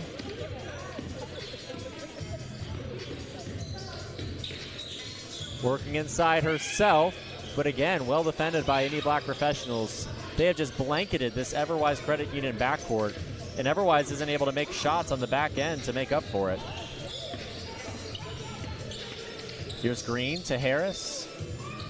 And now up to Perry. Perry knocks down a triple, and IVP is pushing this game just even further out of the reach of Everwise. Smith in trouble. Works to the block, up under and off the mark. The shots just aren't dropping. Yeah, not at all. And the looks are also quite different. You're seeing Everwise going through one, maybe two defenders to take a shot, while IBP's moving the rock, finding the open teammate, and getting open looks. And the difference of looks has been the difference to this point. That's why they have a 17-point lead. And they are looking to just keep their foot on the gas, playing tight defense once again, sending doubles. IBP is not trying to let this one up. McDowell misfires right before the shot clock. This is a rough start to the season for Everwise Credit Union, but we know what components of this core are capable of over the course of a long season this summer.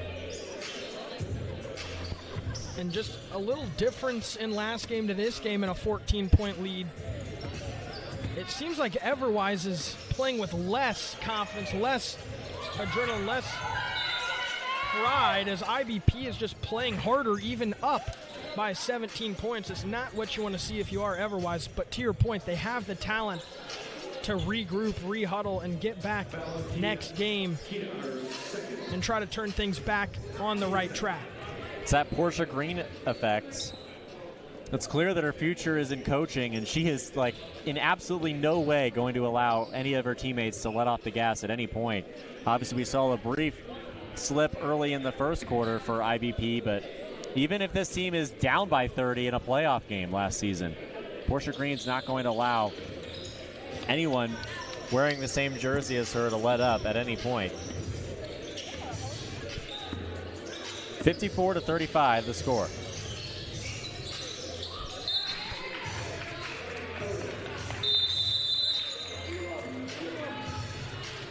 There's a dead ball in the out of bounds, and will hit the Elam ending target score. It'll be 63, the target score.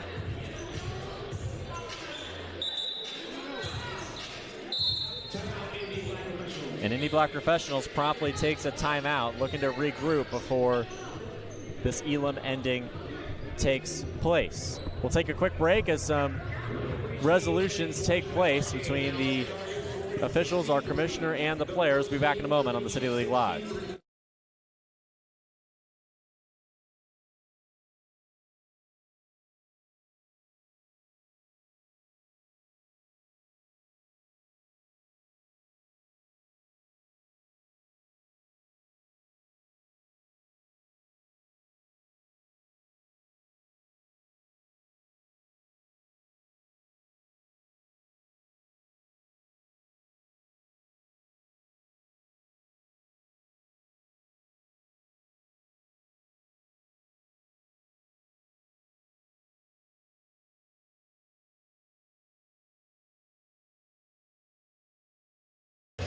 Welcome back to the City League Live. It's the Elam ending between Everwise Credit Union and Indy Black Professionals. The target score is 63.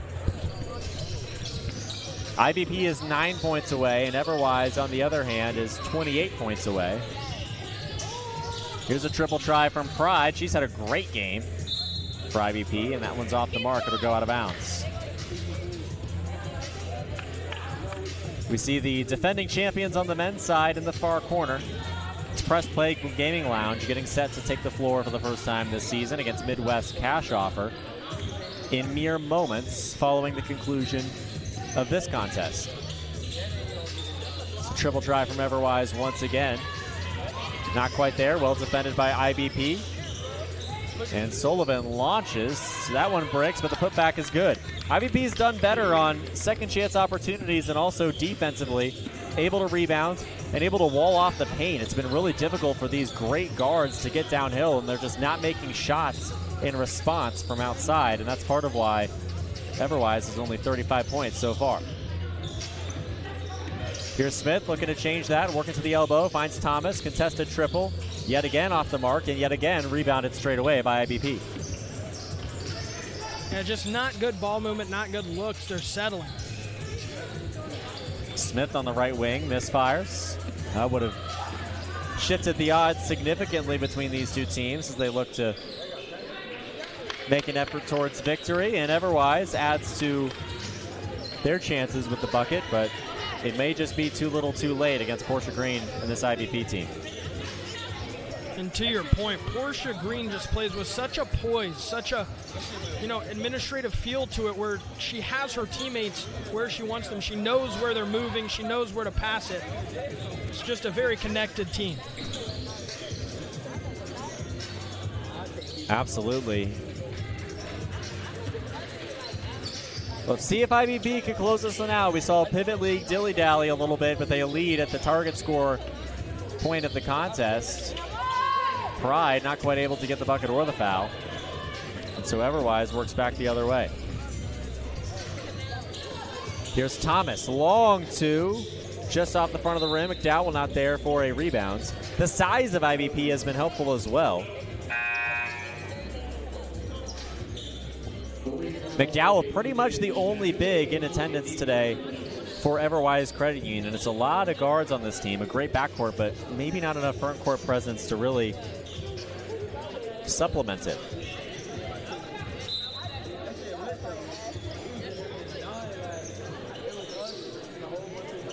Smith inbounds to Rucker. Rucker works inside, mid-range. Perhaps Rucker entering the contest could provide Everwise with a spark. Well, that was a really nice bucket, able to set her feet, step back, get to her spot, and knock down the jumper with confidence. They need more of that confidence in their offense.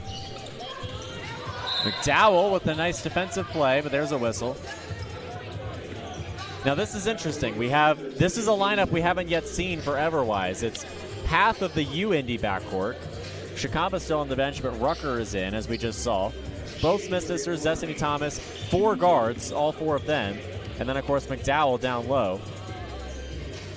But mixing up some looks, it obviously makes sense to just put the IU Indy guards in and sub them out for the U Indy guards, considering the chemistry difference there. But Everwise looking to switch things up now that they still haven't scored 40 points.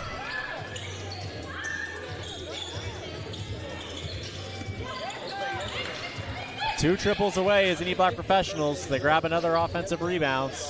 Harris finds Arnold. Arnold wants a foul. Looks like she got it.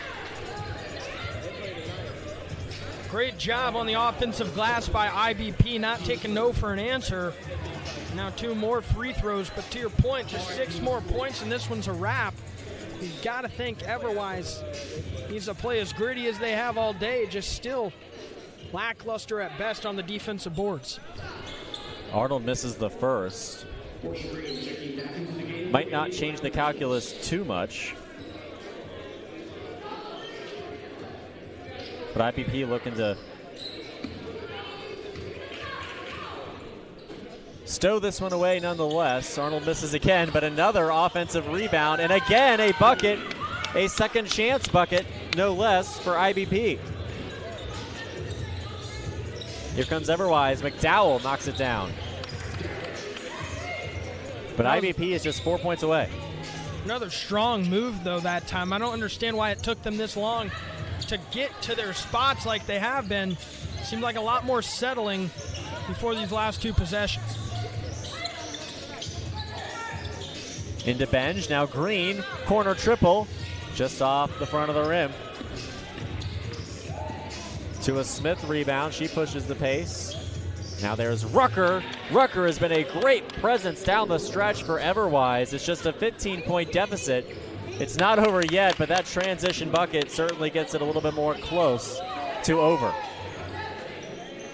Pressure in the backcourt even now. I mean, talk about fight, not giving up an inch. IBP plays hard to the whistle. They are built for this Elam ending that rewards teams that keep their foot on the gas to the very end. Another long two is off the mark, well contested.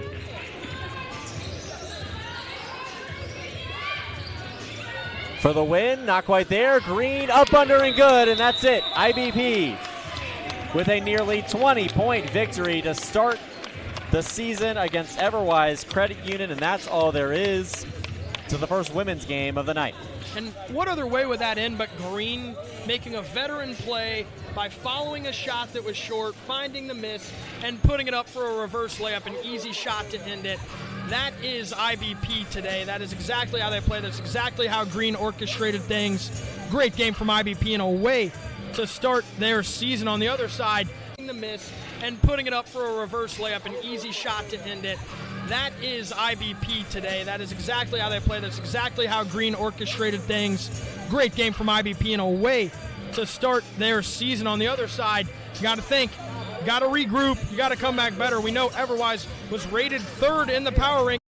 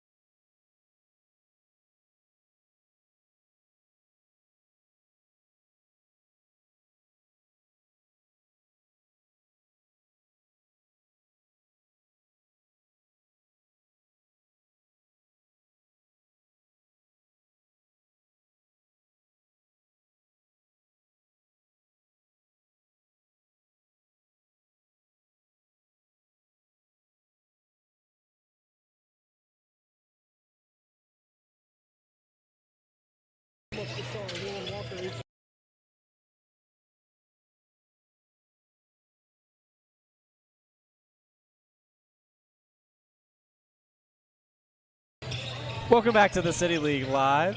We apologize for those technical difficulties. Having some connection issues at the Bonner Fitness and Learning Center here this evening, but we are back for Press Play Gaming Lounge and Midwest Cash Offer.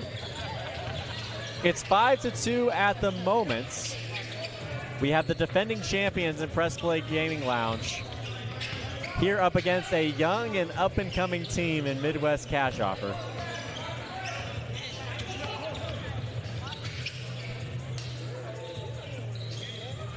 And we see some missed shots early, but some very fast-paced transition play on both sides. There's a whistle that time that'll slow everybody down.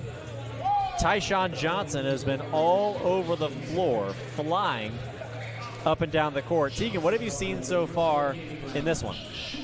Yeah, both Johnson and Walker for their respective sides have been pushing the pace, like you said, trying to get downhill to the rim. We've seen both of them get to the free throw line to this point. This is his second trip to the free throw line.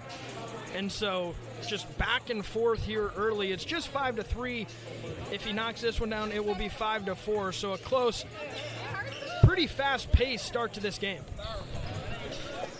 Absolutely. That's what we're used to at the City League, that fast pace up and down the floor.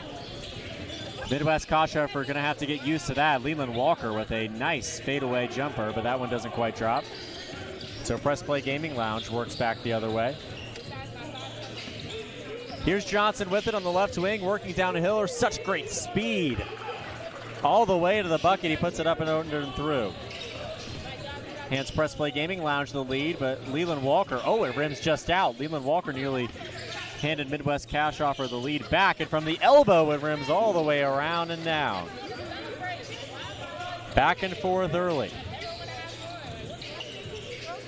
It's a nice shot from Henson. It's just off the mark, rebounded by Midwest Cash Offer. This young team is unfazed by the defending champions. It's a triple try from Smith. Standout at Brebeuf Jesuit High School. It's Henson working downhill, long two, Cash.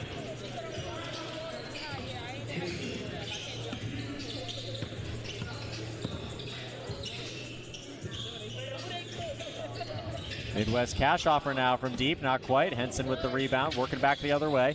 This Press Play Gaming Lounge team looks pretty much identical to the one that won the championship a year ago. A 2-2 regular season, but a championship run when it mattered most. And now Midwest Cash Offer appreciates Zachary Reed working through the basket, but unable to convert. Long shot from Henson, not quite there.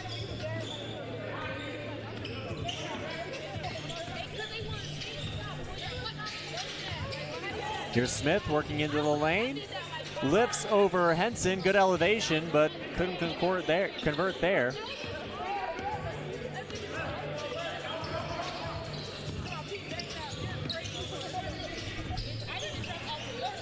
Johnson, top of the key.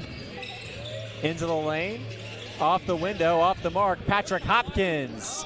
He goes back up with it, but he can't convert either. Some missed shots that are just bewildering the shooter on both sides, time and time again. As the first quarter clock winds down from inside Bonner Fitness and Learning Center.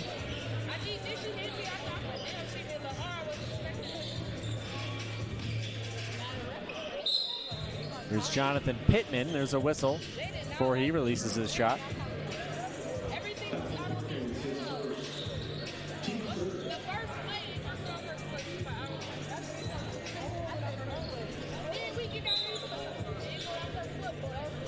Johnson inbounds.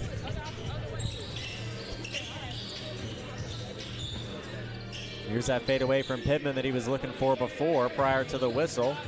Misfires. And again, the first quarter clock winding down. What a shot, and one from Leland Walker. And he showed that off a lot this past year at Wyoming, being able to get away with breakaway speed and finish through contact. That right hand, just such a nice finish through contact. Off the glass, counted into foul. A lot more of that to be coming for Walker if he's continually able to get out in space like that. Absolutely. Walker played this past season at Wyoming. And Tegan, you college basketball savant yourself, watched plenty of Wyoming basketball there in the late night windows. What'd you see from Walker over the course of the season? Yeah, he is a really good offensive player, can score the ball at all three levels, but I'm really impressed with what we just saw, his speed and just ability to finish around the basket. Absolutely. With the impact that he makes on the floor, you'd think he's about 2 feet taller than he is. But after watching him play for just a couple minutes, you don't think about his size very much after that point, at least his height. Time there's a whistle, about 35 seconds. 10-8, a lead for Midwest Cash over the reigning champions.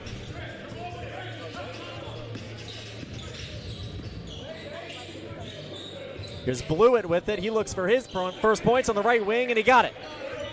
Trevon Blewett, the former Xavier All-American who won 3 state titles at Park Tudor, is making an impact for the reigning champions. That one's just off the mark. 10 seconds left. And in transition, Press Play Gaming Lounge shows why it is one of the top teams in this league. And the buzzer beater doesn't quite fall either, and PPGL flips the momentum late.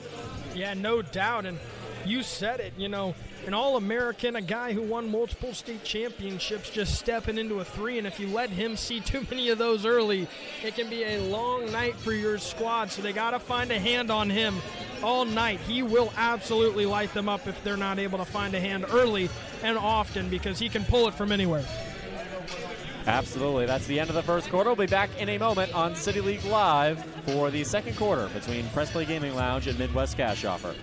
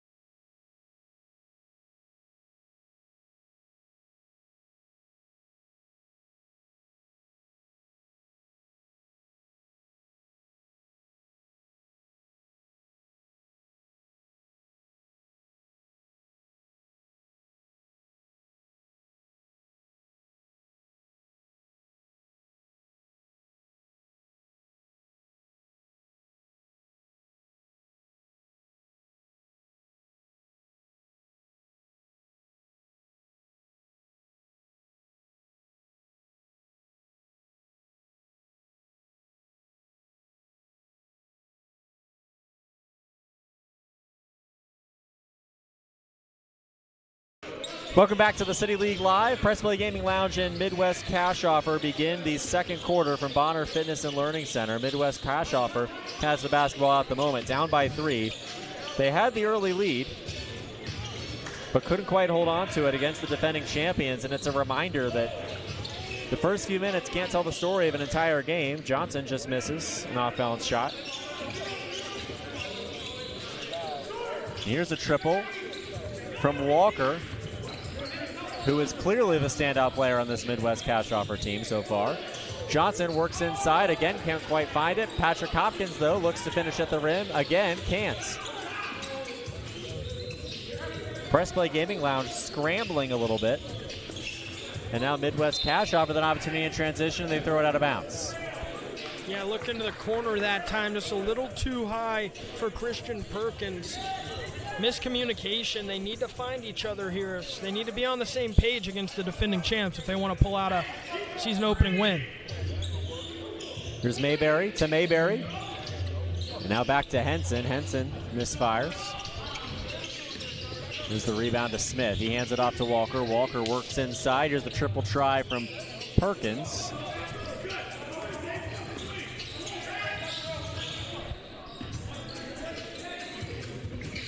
Johnson to Hopkins. Now Johnson, a deep triple. Got it!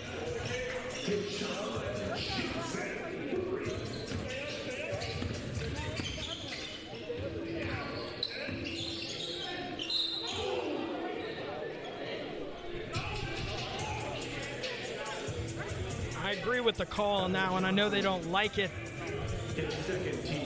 on the Press Play Gaming side, but at the same time, clearly contact there. You got to call that, otherwise the other side, they can just kind of hack you, you know. So I like the call.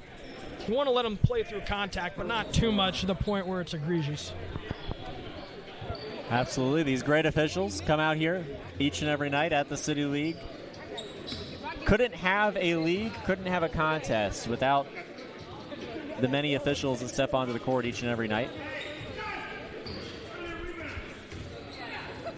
We see Ray Embry, the sponsor, the team owner, or the owner of the Press Play Gaming Lounge in Brownsburg, Indiana, of course the sponsor of this team. He stands on the sideline with his squad. Very involved, very active. Great to see for the City League that community involvement, and Press Play Gaming Lounge was rewarded for it with a championship a year ago. It's another whistle. Certainly a tight whistle on both sides, but as you mentioned, there's benefits to that. Under 7 minutes in the half.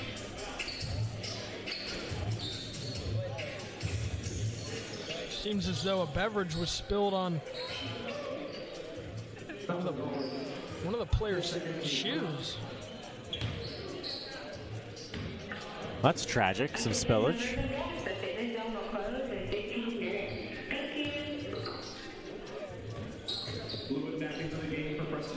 I do believe that is the gym behind us, not this gym, so we're all good over here.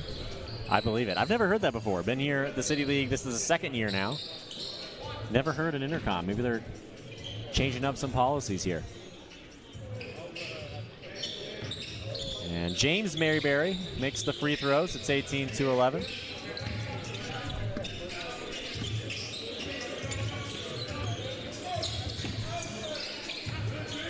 Midwest Cash Offer not going to allow this lead to extend too far. Certainly not Leland Walker. Look at that spin move.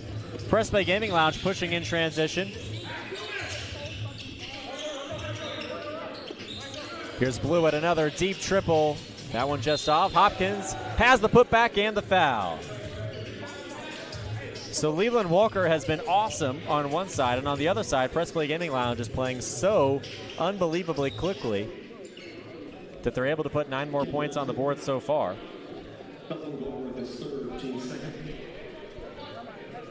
Yeah, Press Play doing a great job of getting to the charity stripe yet again. Just continue to attack, get the free ones. They add up, and now an 8-point lead because of it.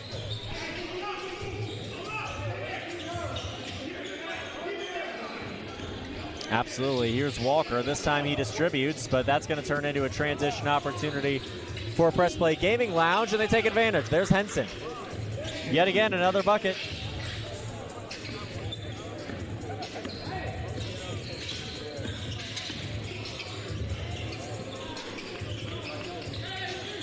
Christian Smith on the other side, cutting the deficit back to single digits. And that's a turnover right away that you can't have. Just one where you're not on the same page on the inbound pass. Nobody pressing the ball either. Just a ball that gets kicked around that time for a turnover. That's not what you want to do up by 8 with really control of this game to this point. Those turnovers are the ones that can come back to bite you and add up over the course of a game. 23-15 the score as we creep closer to halftime here from Bonner Fitness and Learning Center. Billy Smith finds Smith once again, and Christian Smith is who knocks it down once again from the outside. 23-18, Midwest Cash Offer is back in it.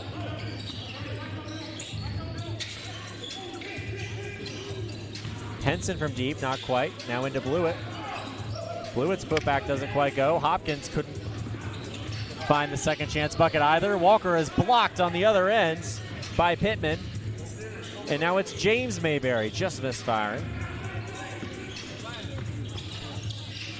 Billy Smith, right corner triple. Not there, and it's a Hopkins rebound. Well, Billy Smith has a really pretty jump shot. You got to think if he gets enough up, eventually they'll start to fall. Similar to Everwise Credit Union, the only difference with Everwise Credit Union a game ago was that those shots never started to fall for effectively the entire team, the entire backcourt. See if Midwest Cash Offer has some different luck. Smith played last season at Chattanooga.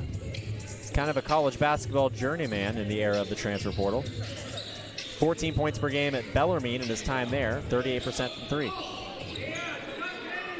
Here's an open triple for Press Play Gaming Lounge. It's over the backboard.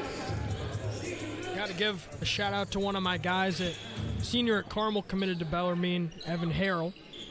I did not know that. Yeah, he's somebody to look out for next year as a freshman. But just, heard the school, thought I'd give a little shout out.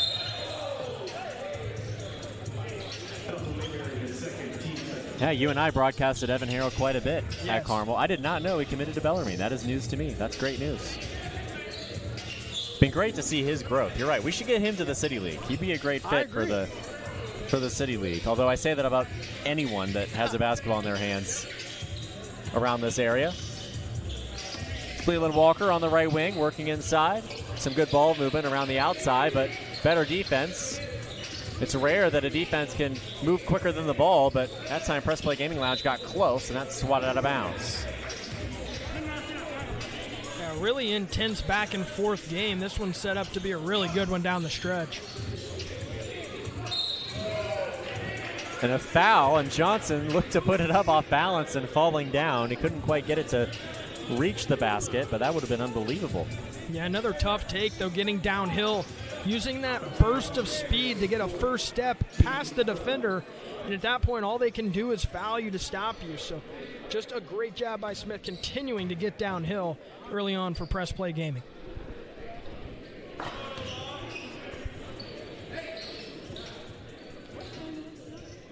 Just over a minute left to go.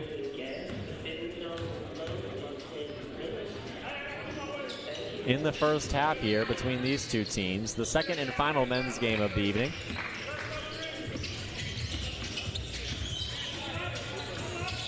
Under a minute now, Billy Smith working inside. The youth of this Midwest Cash Offer team is just completely undaunted by this Press Play Gaming Lounge experience and championship pedigree, but now blew it, working to the free throw line. Well done. Great take in transition.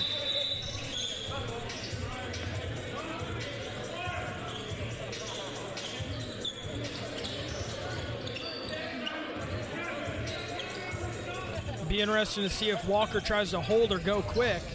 There's your answer.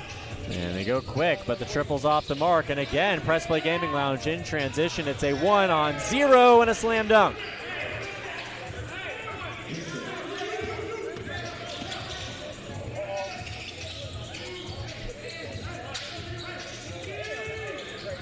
Billy Smith takes the pass out to Smith, and the buzzer beater goes from half court.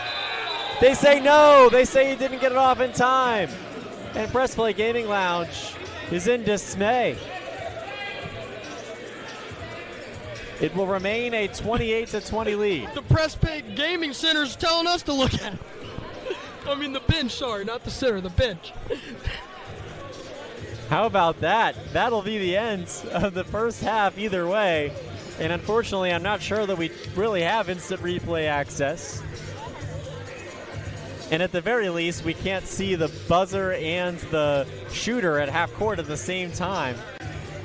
But 28-20 will be the score at halftime. Press Play Gaming Lounge leads. You're watching the City League live. We'll be back in a moment.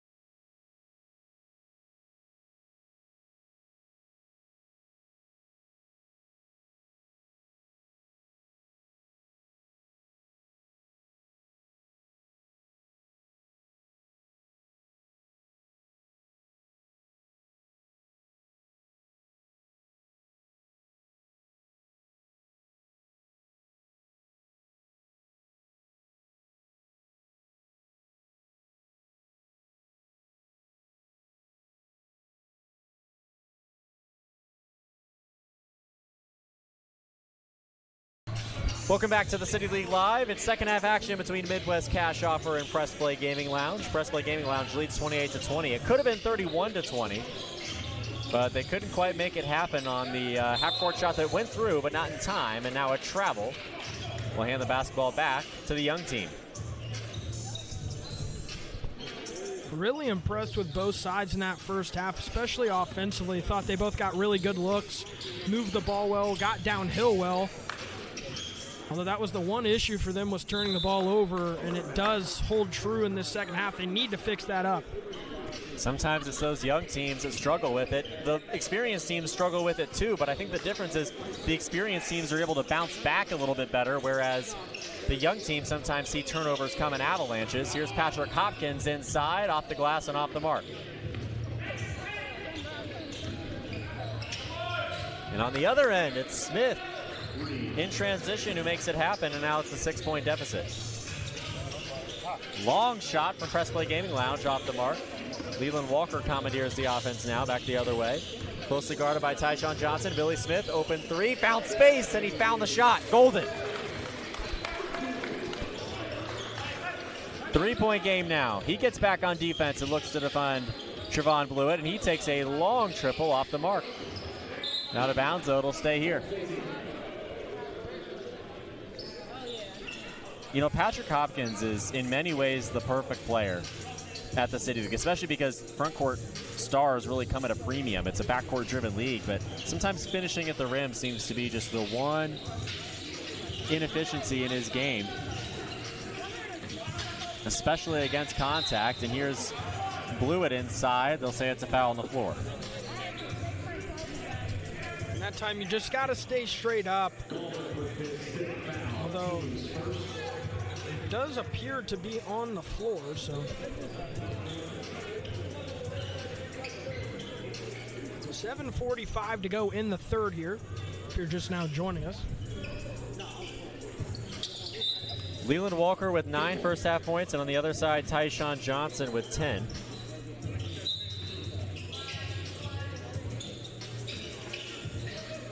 Seven and a half minutes in the third quarter. A very experienced, talented team. Blewett leading the way in that category against a younger one. Plenty of talent on that side, too. PPGL wants to travel, and Leland Walker responds with a triple. And that's one that hurts because you thought you were going to get a turnover, no call, and just like that, it's a 3-point swing. And now a turnover from them, but Leland Walker is going to make you pay 9 times out of 10. As I mentioned earlier in the broadcast, he's a 3-level scorer, and if you leave him open, he's going to knock it down. Most definitely one of the best young guards in the league. 13.5 points a game at Wyoming this past year. Division I program, playing tough squads night in, night out. He's used to tough competition. Smith from the corner rattles out. Here comes that speedy Press Play Gaming Lounge team. Tyshawn Johnson working inside through contact off the mark. Great defense there, straight up and down.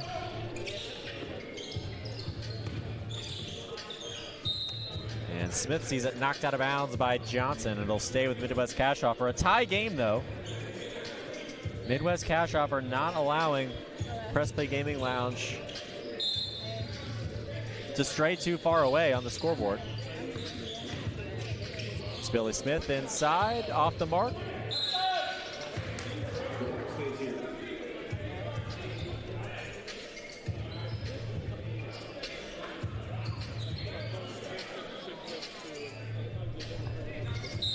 Plenty of pokes, plenty of strong, disruptive defense. And once again, they have to wipe off the ball.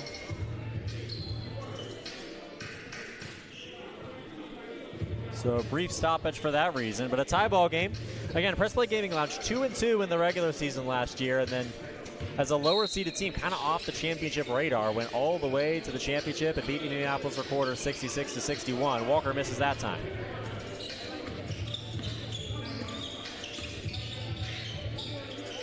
It's a long three, well done. It drops for Jonathan Pittman. He's from Ohio, but he's making an impact here in Indiana. Billy Smith now working inside to the lane. Fadeaway jumper off the mark. So rebound to Henson.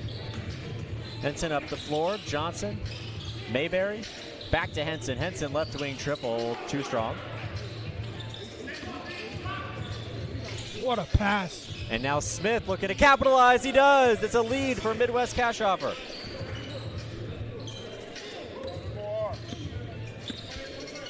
Or rather, ties it up at 31. And now Pittman drops it off the front of the rim. Walker with a rebound. Such poise and composure from Walker. Smith on the left wing, back to Walker.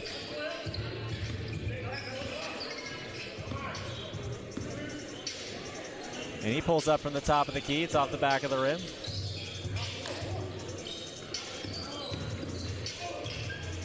Well done. Christian Perkins working inside. Off the glass and through. That's a lead for Midwest Cash Offer. And now, again in transition, it's Walker commandeering the offense on the right wing. Inside of the elbow, then over for Perkins. Misses that time, but in position yet again.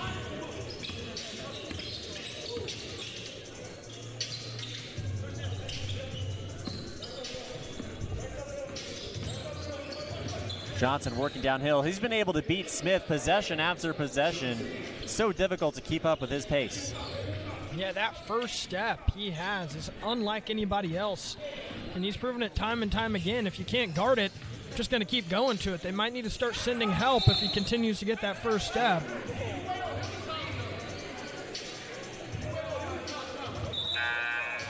Walker travels that time. He doesn't like it at all.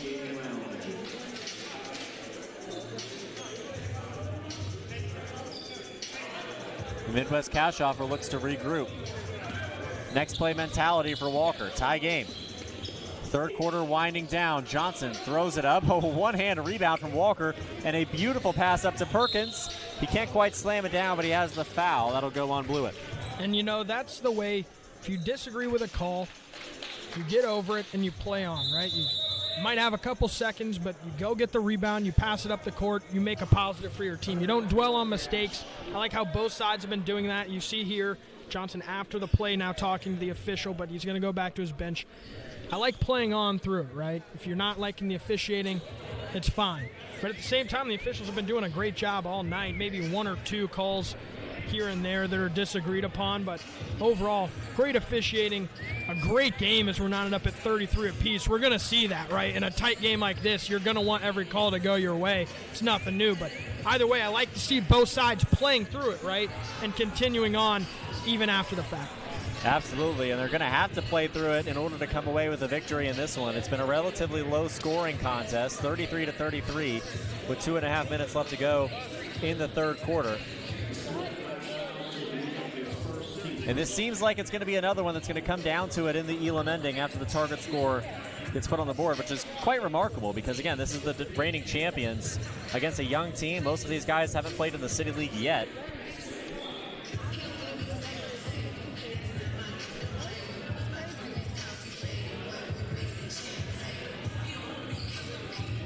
Two minutes and 26. These players are returning to the court to continue the third quarter.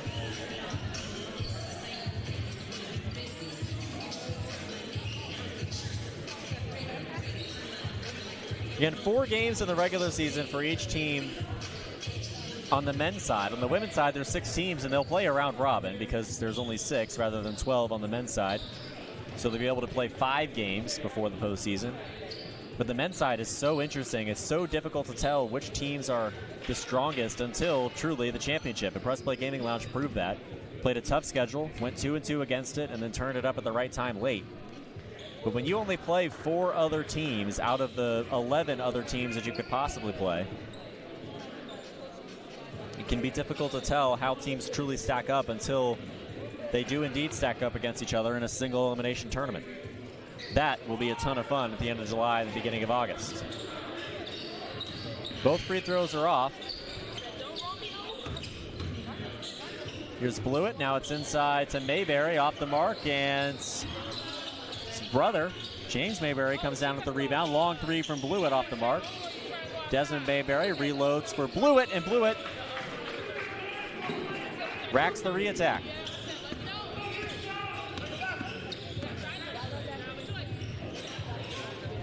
Perkins up, under, and through. Well done for Midwest Cash Offer.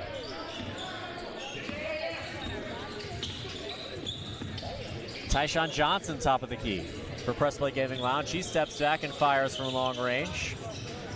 It's not quite there. And Mayberry up, under, and good. So Press Play Gaming Lounge starting to reapply pressure to the gas pedal when it matters most here late in the third. Here's Billy Smith working downhill. He finds Perkins. There's a whistle. Patrick Hopkins wants a charge. And he will have that charge. So 38-35, Press Play Gaming Lounge with the lead and with the ball. Late in the third quarter, only a couple possessions left in that third quarter.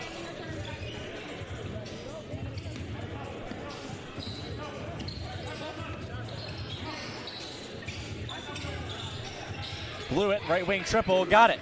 Press Play Gaming Lounge extending the lead.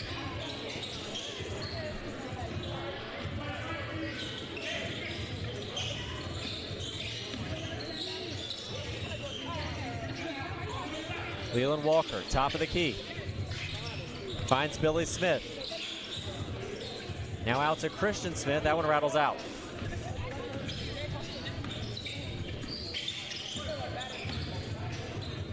In comes Pittman. Now out to Mayberry. Mayberry, right wing. Off back iron. Rebound to Reed. Now up to Walker. Walker now. Billy Smith. Right wing triple off the backboard.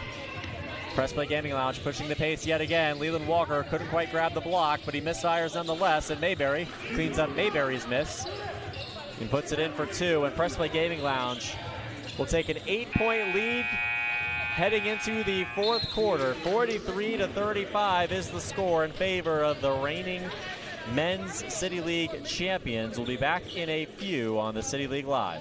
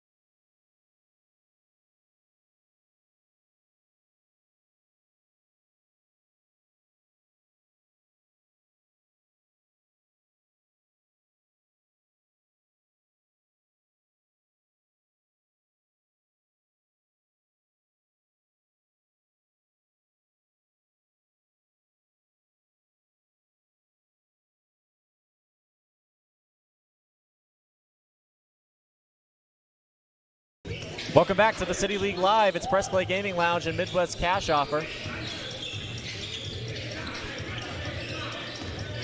Press Play Gaming Lounge leads by 8. Nearly make it 10, but not quite. Although a steal in transition ultimately ends up in the hands of Leland Walker, and he gets the foul call that he was looking for. He sold it, but he got it. They, however, did not give him the basket, I believe. I believe they called it on the floor that time. So. Is that a follow-through? Gather step? I think they got it right that time. I think it was right before he gathered, but it was close. And now Walker pulls up from the top of the key, contested, not quite there. Press Play Gaming Lounge in transition. Walker got the block. Walker slams it off the glass. It was Mayberry looking to lay it in. But Walker had it. Billy Smith at the top of the key. Find his teammate. Now it's out to Reed. Reed off the back of the rim. To be rebounded by Blewett. Still no score in the fourth quarter, in part because of that electric Leland Walker block. And now Tayshaun Johnson lays it in. So it's a 10-point lead once again for PPGL.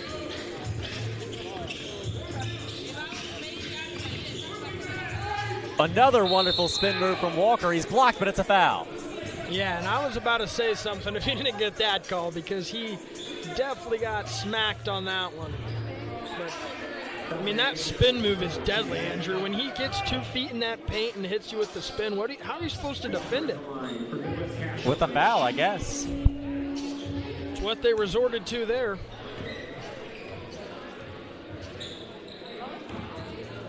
Looks like there's some water down low, so we'll take a second here for them to clean it off. But the fans asking for a clock stoppage as it continues to tick, as you can see up there, the top right part of your screen here. Yeah, and Walker's upset about it. Sinks the free throw.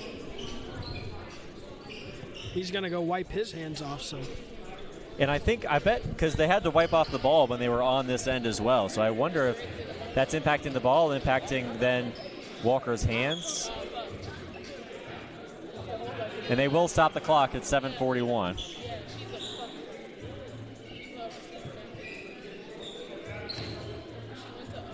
To clear off some of the spillage.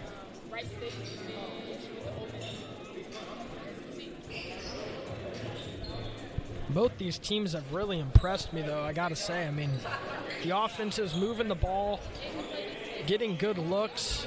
Right now, players on both sides really doing a great job offensively, and then defensively we've seen a couple of bright spots in this third quarter, or rather the beginning of this fourth quarter. That block by Walker was extraordinary, but he's going to need some help from his teammates here down the stretch. As they're down by 9, they're going to need some more offense, just 36 points to this point. So who do they turn to outside of Walker is the question. They continue to try to find Billy outside of the arc. Maybe he can get hot one more time, try to will them back into this thing. But 3 minutes and 40 seconds until you'll add 9 points to the leader's tally and then play to that point. Absolutely. Walker made the second as well, so it's an 8-point deficit once again. It's worth noting that Midwest Cash Offer is without a few players. Cam Hafner, Charlie Williams, Drew Snively as well on the roster, but he's, of course, practicing with IU right now. There's a miss at the rim there from Henson. Now Mayberry will pull from the right wing, and he got it. So Midwest Cash Offer a little bit shorthanded here earlier in the season. This is not the best this team will ever be, so it's impressive that they're holding a 10-point deficit against the reigning champions. It's a long triple from Perkins. Not quite there, so back in the other direction comes PPGL. Smith with the hand in the face. Hopkins, though, with the rebound, and he finishes at the rim.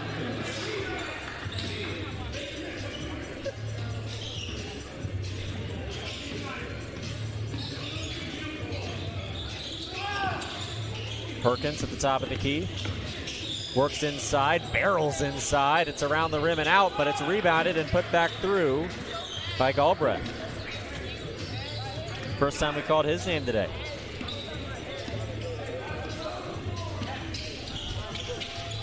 Just a couple of minutes away from the Elam ending target score reaching the board.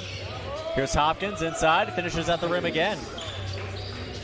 It's 2 buckets in 3 possessions.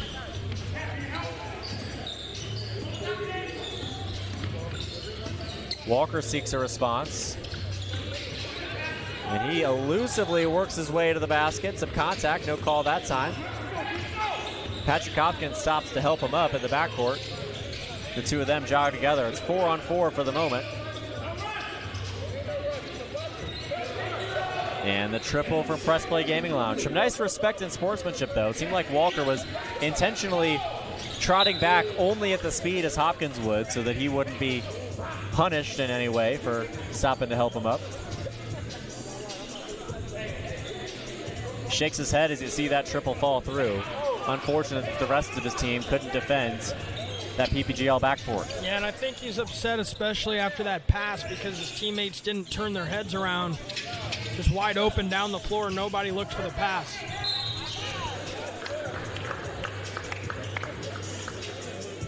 So whistle that time with a fadeaway jumper. And sometimes when we see stars at the City League really shine on team, Greg Foster's a great example. He has been awesome at the City League since he started here. But at the beginning, not quite in control of the team around him and, struggled a couple of years, couldn't put together some playoff runs. And he decided that last year that he was going to make his own team, find his own roster, recruit his own players. And he made it all the way to the title game, lost by 5 to this team, Press Play Gaming Lounge. But now he's back with an even better roster with Prodigy Sports Network. A team that lost yesterday, starts the season 0-1, but certainly is in the mix to potentially make a championship run. So we see that a lot. Stars early on in the City League sometimes struggle on certain teams, but shine individually. And that changes over the course of their career at this tournament. Walker from 3, left wing, he got it. He had a feeling he was going to put one up there soon, because the lead was starting to get away from him a little bit before that point. And the Elam ending is mere seconds away. We've hit 4 minutes, so the next dead ball will warrant the target score. And Press Play Gaming Lounge takes a timeout. That's well done by owner of the Press Play Gaming Lounge in Brownsburg, Ray Embry, on the sideline, takes a timeout right away. So that they can get that possession to their 9 points. I like it. It's very well done. It's a strategy we saw employed throughout the year last year, but I don't think we saw it last night or tonight, so I forgot about it completely. But Ray Embry reminding us. Now, something I do want to put out there, folks. Before that 3 from Leland Walker, Press Play Gaming Lounge was on what I believe, this is mental math here, but 23-6 run. Wow. It was 33-33. It was 56-39 before that 3. So see if they can turn the tides here late and try to put together a last-second comeback.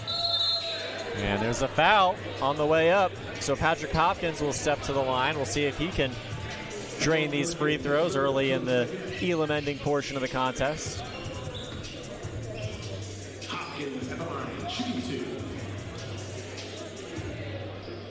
Hopkins has been compared to Nikola Jokic before here at the City League. And I could see it, a little bit of Brian Scalabrine in there maybe. Some white mamba. Plenty of stars, plenty of great players at the City League. And he makes both free throws to prove it. 7 points away is Press Play Gaming Lounge from the win, thanks to the lead they have created. Leland Walker, though, another deep wing triple. He got it.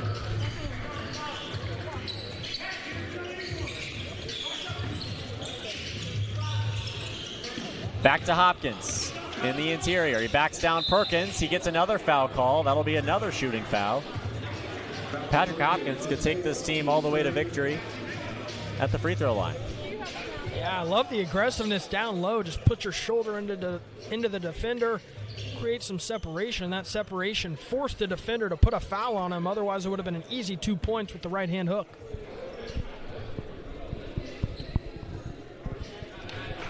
Great free throw shooting from him as well, being very efficient here. That's 3 in a row for Patrick Hopkins.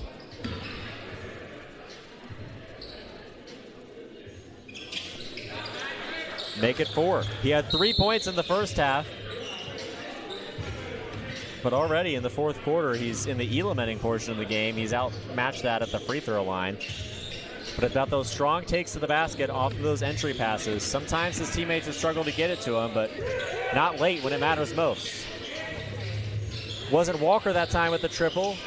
Neither time, and both miss.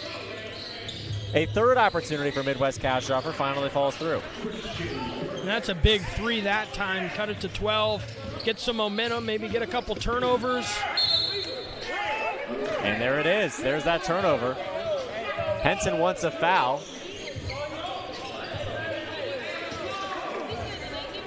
It'll head back to Midwest Cash Offer. How many Elam ending comebacks have we seen even tonight?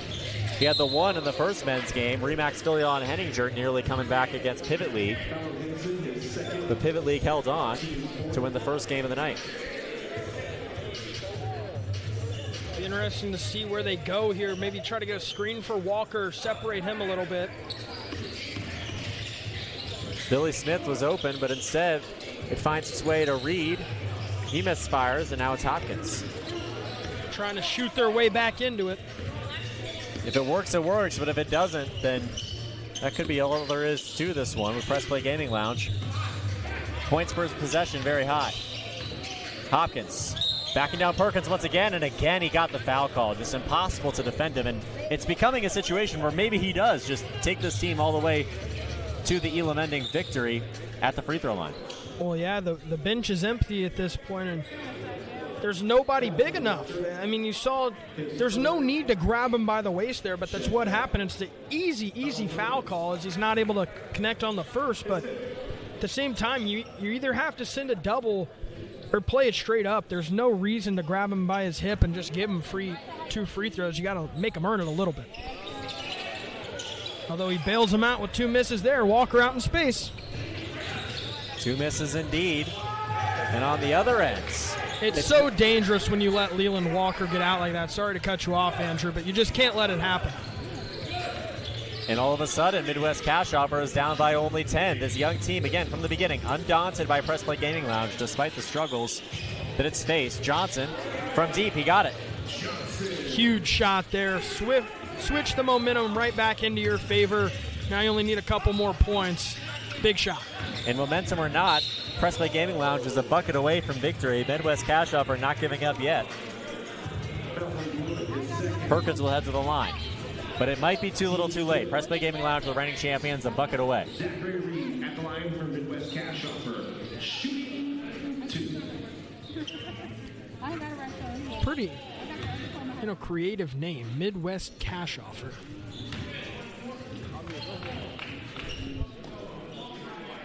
It's well done. Some nice jerseys, too. Some pinstripes. I think that's red. It could be orange. Yep. And the Midwest is colored in red. The rest of it is not. That's clever. And that'll be it. Tyshawn Johnson, coast to coast, and Press Play Gaming Lounge seals this one late despite the free throws.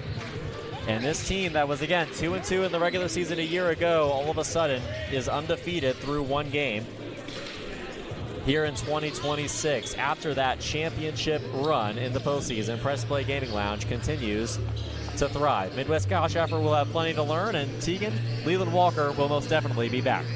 No doubt. If there's one thing I've learned watching him in the past year at Wyoming, it's that he's going to come back stronger and continue to play well no matter the result or outcome of a game beforehand. So I think, Midwest Cash Offer showed a lot of good signs, especially considering the fact that they didn't have a lot of players tonight. They were running a very, very weak and low-numbered, lineup. So when you consider the fact that they get fully healthy before the tournament, if they can get everybody back and rolling before that point, I think this team could win a championship. I mean, they were tied 33-33 with the defending champs going in to the second half. They let it get away from them. But if they would have had, their best in the second half, you could argue that they could beat this team. So on their best night, I still believe they can beat anybody. They just have to regroup, rehuddle. It's the first game of the year. They can come back better. Absolutely. And all you have to do is get hot at the right time on the right weekends on the right week. Since everyone makes that playoff bracket, it can be quite easy for a team to get hot at the right time. And Midwest Cash Offer certainly has the talent, especially once it reaches full strength. We'll be back in a moment on the City League Live for the final game of the night between Horizon League and Ursay YMCA.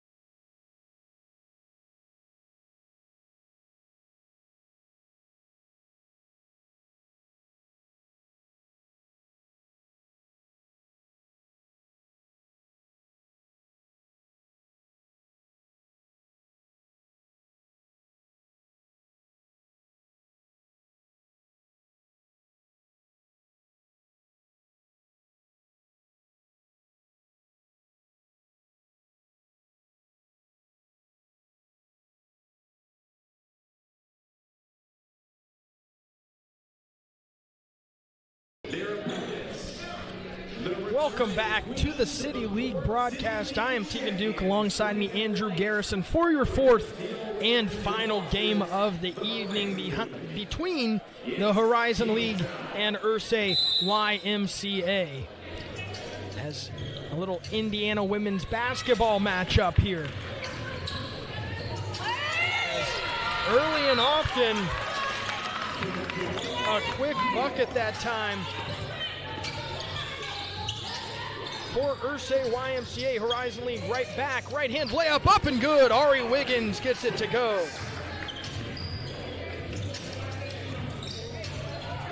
2-2 back up the court. Right hand floater up and true.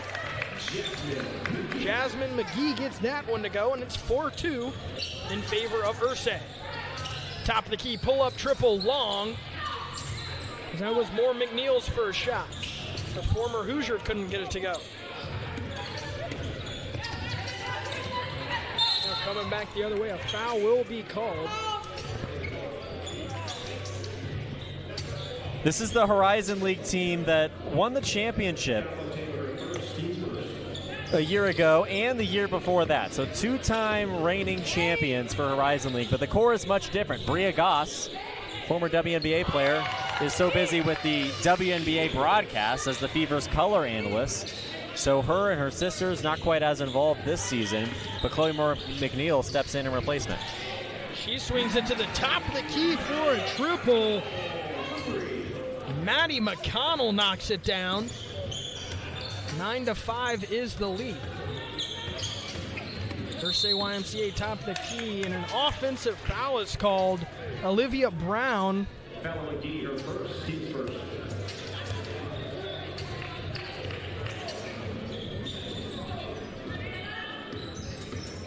So it's going to be Wiggins the other way. Top of the key one more time. No, that one's left.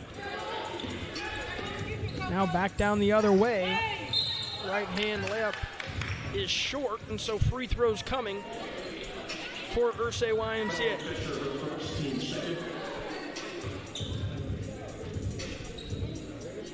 This Ursay YMCA team, sort of an amalgamation of some of the great components of other teams from last year. Becca Books down low from the Circle City Talk team.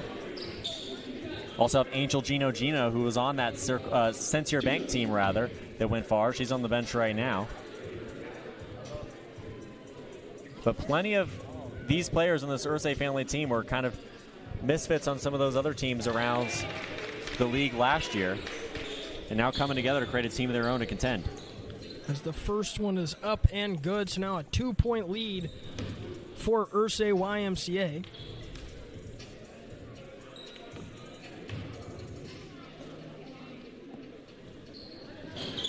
Moore sinks a pair.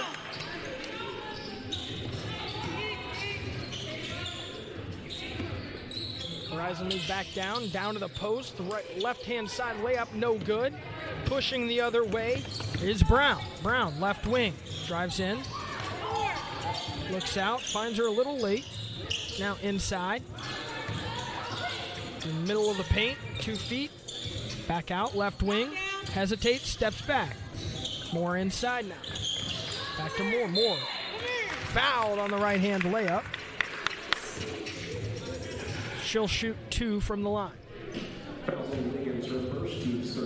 little bit of deja vu. 2 quick sequences of free throws on one side for Ursay YMCA. This is one of those wild card teams we're not quite sure what to expect. We know Horizon League's going to be awesome and towards the top. We knew that Everwise Credit Union is going to be awesome towards the top, although a rough start for that team. And we're also very certain that Indy Black Professionals and Portia Green are going to be up near the top. But Ursay YMCA is one that we're not quite sure about. We just don't know what we have in this team. These are the last 2 teams that we haven't seen yet on the women's side.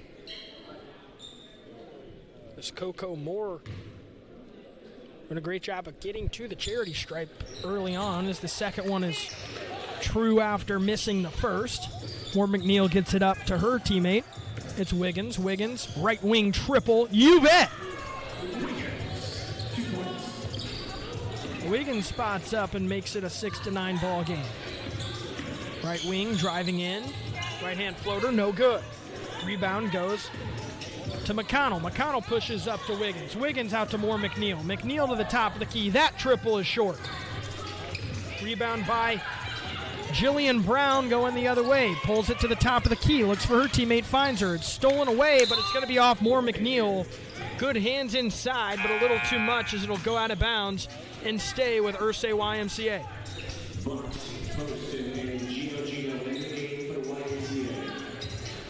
Angel Gino in the game now. She's a very, very threatening three-point shooter for this Ursay YMCA team. One of those players that just made the Sensier Bank squad last year unfair, where you have Ali Becky and you have the Smith sisters, you have Destiny Thomas, and then you just add Angel Gino off the bench, and it was unbelievable.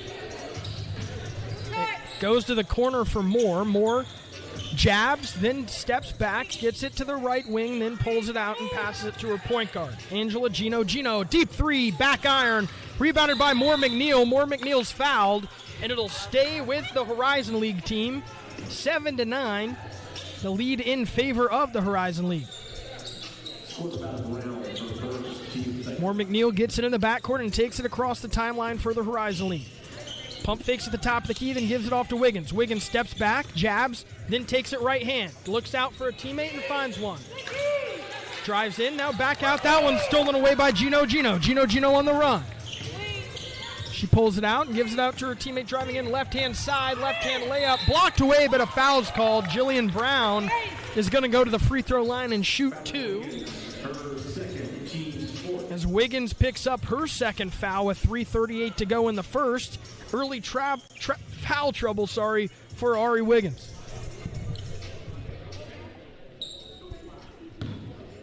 Back and forth battle early on. Neither team has really established a sense of dominance quite yet. Gerard and Hurter back in the game for the Horizon League.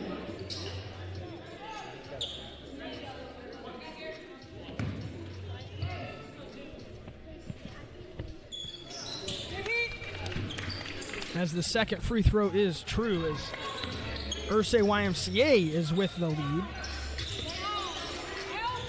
Going inside.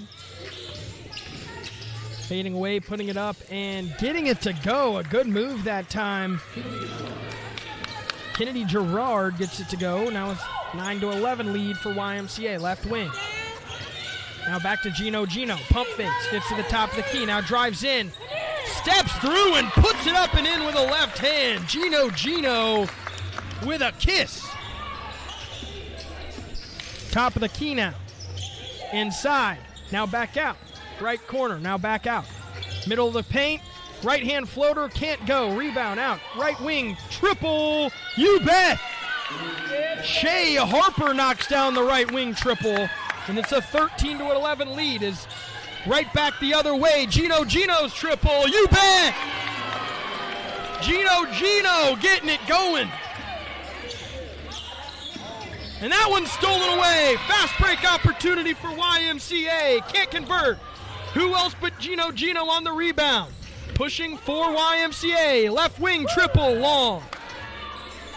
It's fantastic to see Gino stepping into a starring role. Off the bench, she was a great spark, but it always felt like she didn't have as many minutes as she deserved with such a strong roster.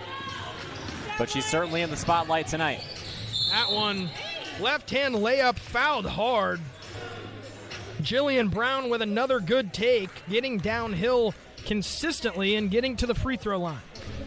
And once again, a reigning champion down early. We obviously saw Press Play Gaming Lounge surge in front in the second half, about 30 minutes ago, and this Horizon League team down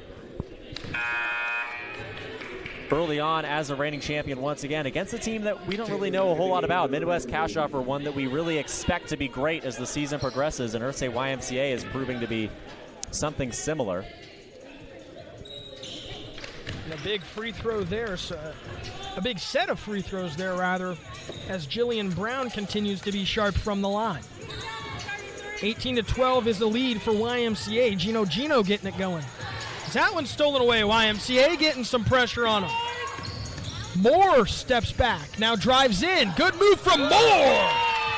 Coco Moore with a shifty move and finish. 20-12 is the lead now for YMCA. The Horizon League coming back. That floater is short. Rebound gets tipped out and gathered.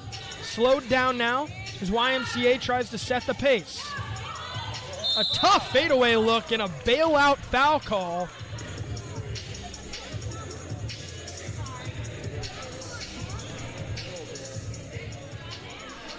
Tricky situation there, and that'll be the end of the first quarter. Here in the last game of the night at Bonner Fitness and Learning Center. As Moore McNeil checks back in for the Horizon League, but 2 free throws coming, and then we will go to the second.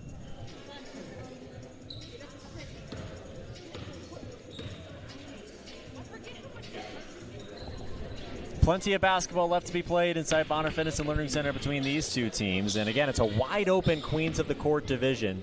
This women's side is completely up in the air. We've seen so many of the stars in years past step out of the City League, and now it's interesting to see who's going to fill that vacuum. Angel Gino making her mark.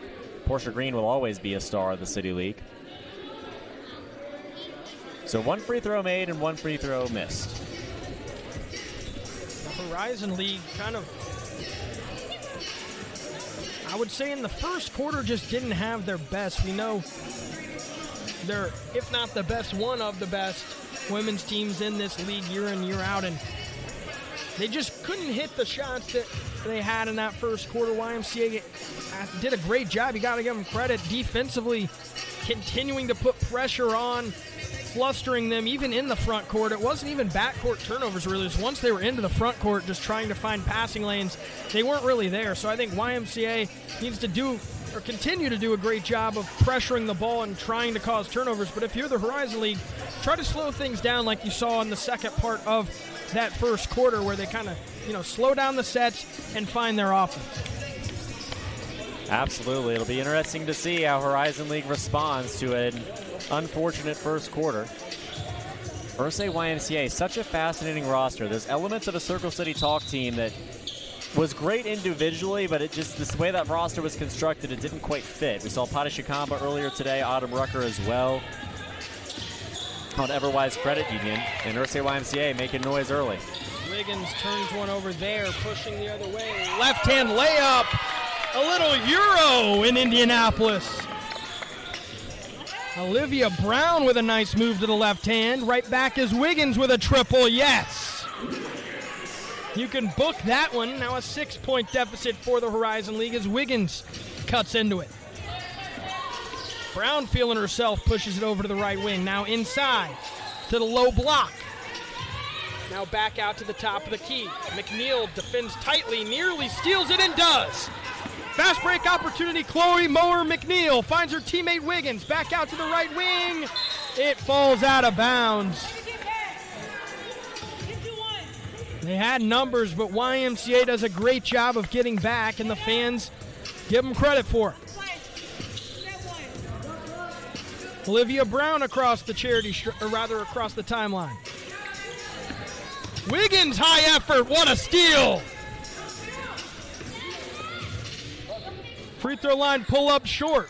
YMCA gets the rebound and pushes the other way. They slow the pace down as they cross the timeline. A little whoop-de-doo around the back and a triple comes out of it.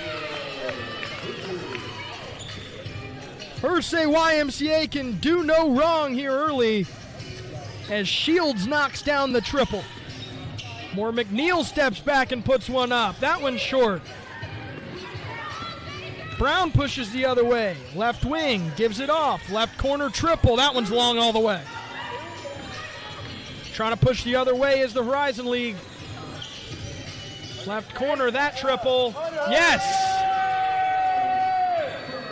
A big shot for Shea Harper on the left wing.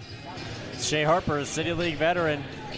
And this Horizon League team certainly has enough experience to come back in a tricky situation despite the shakeups to its core. Oh, Gino wanted that one. She takes fault for it, but I don't know. That was a pretty good pass that just slips through the hands of Olivia Brown. I just cannot possibly describe how awesome it is that Angel Gino is in a starring role. She became one of my favorite players at the City League last year. One of those role players off the bench, and now she's proving that she's capable of so much more than just that.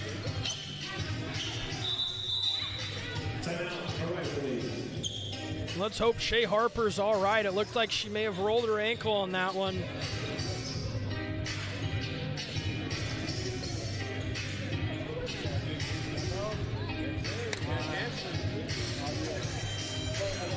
Absolutely. 25-19 the score. Ursay YMCA in front against the reigning champions on the Queens of the Court side. Elevate Indianapolis is 1-0.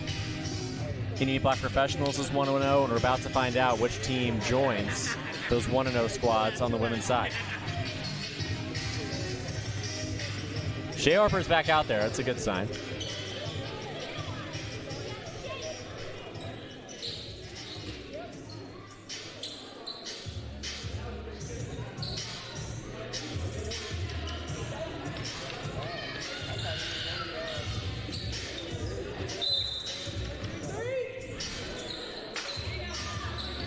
Moore McNeil drives in left hand. That one stripped away. Moore McNeil struggling to this point, Andrew. Not something I expected to see. As Wiggins gets it left wing, puts up a circus three, but it almost goes. Shea right back into the game, nearly got a rebound, but she tips it away. Brown left wing. Brown resets her feet, pump fakes, jabs, and then pulls it back out. Now into the low block, fadeaway jump shot. Oh, that was pretty. Jasmine McGee gets it to go, and YMCA continues to roll offensively.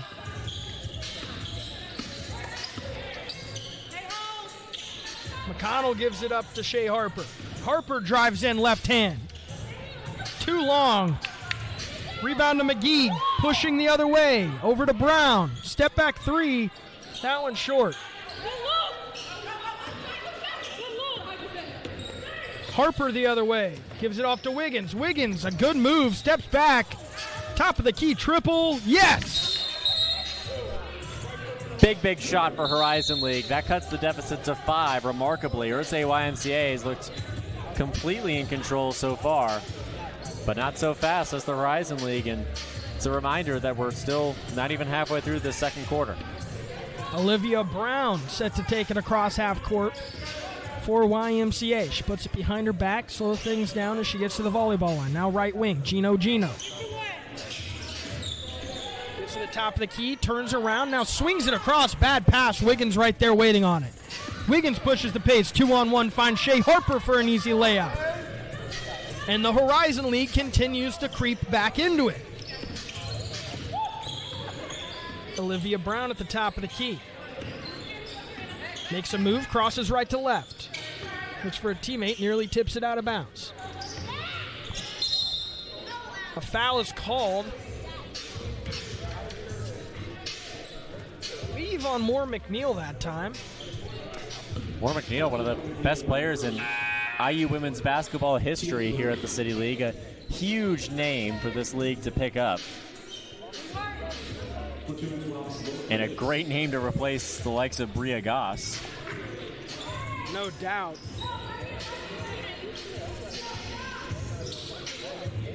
Maddie McConnell, a great example of a holdover from last year's team. Perennial member of this Horizon League squad.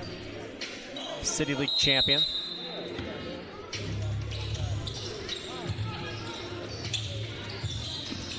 As Olivia Brown has it at the top of the key. She goes left wing, now dribbles into Wiggins. Ari Wiggins, one-on-one, Euro! Oh, air balls, gets her own miss. That should be a travel. It's a good call. She nodded her head. She agreed. And she should have let it go. Her teammate was right there, but instinct reaction, you can't blame her for that one.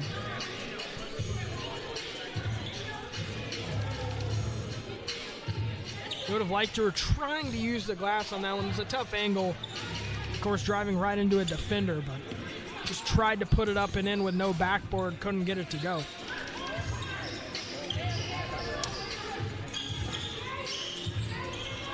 Left wing, it's Moore. Moore in and out dribble between the legs, now into the middle. Finds her teammate right corner triple. Rolls out. Good look, good movement. Wiggins has it right wing. Inside to her teammate, kick ball.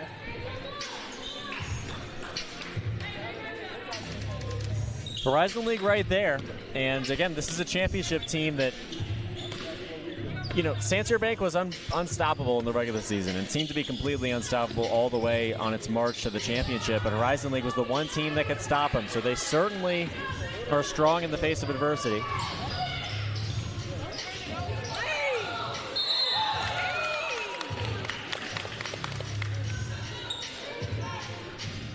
Not sure exactly who that one was called on, but again, it's Jillian Brown getting to the line, putting her head down, getting to the basket, drawing contact. So 2 free throws for her, trying to extend this lead out to 6. 2:30 to go in the first half.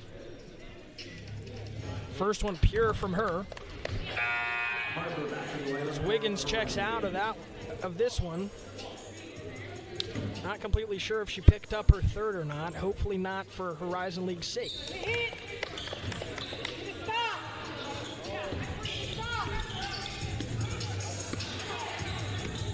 Fisher with the ball in the right wing. Looks inside. Great strength and positioning that time from Kelsey Taylor. Right back, the answer won't go for YMCA. Back the other way. It's Fisher. Fisher puts it up. She's fouled, trying to put it off the glass from the left-hand side, so she'll go to the line for 2. Approaching halftime here at Bonner Fitness and Learning Center, 29-25. Still the lead for Ursay YMCA.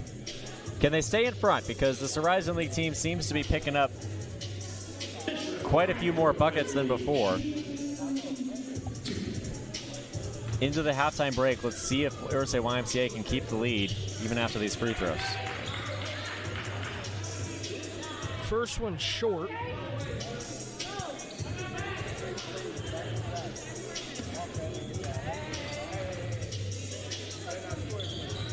Second one short as well, so unable to fix or miss that time is Fisher. Lead stays at 4 for YMCA. Into the corner, that triple, long. Fisher gets it, tries to push it, loses it, gets it back, moves it. Oh my goodness. That could have been scary, but Fisher stays on her feet somehow, some way. The running clock continues, but you're right, she flipped right over.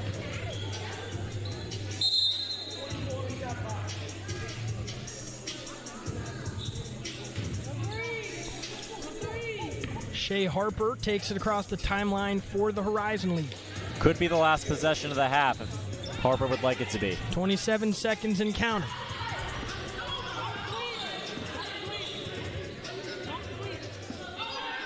Top of the key. Goes corner, turns it over. 14 seconds. Let's see if the YMCA picks up the clock and pushes. They do. Now they're trying to reset it. Clock continues to tick. They got to go. 5 seconds and counting. They push. They pull it out. 3-ball. No.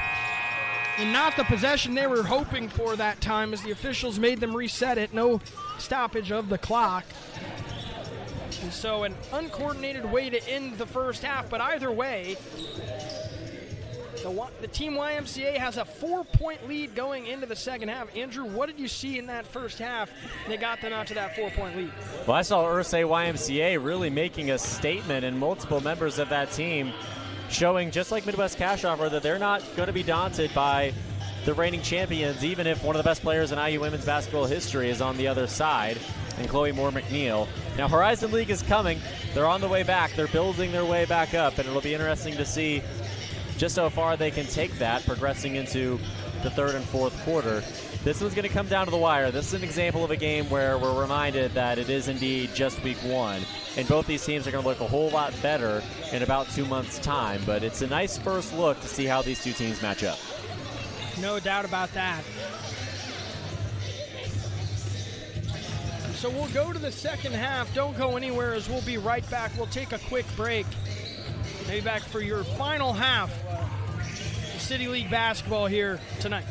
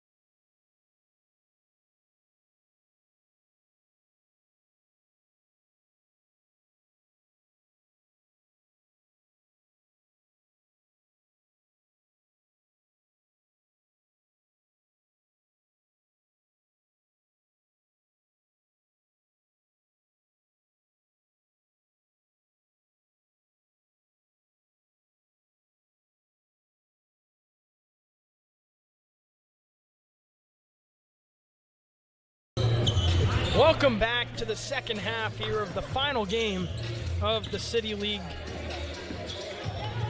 at least the slate tonight, as left wing YMCA tries to start up where they left off, as that one's knocked off of the Horizon League and it will stay with YMCA.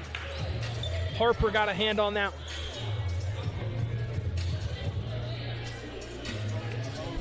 Brown will be the baseline inbounder for YMCA here.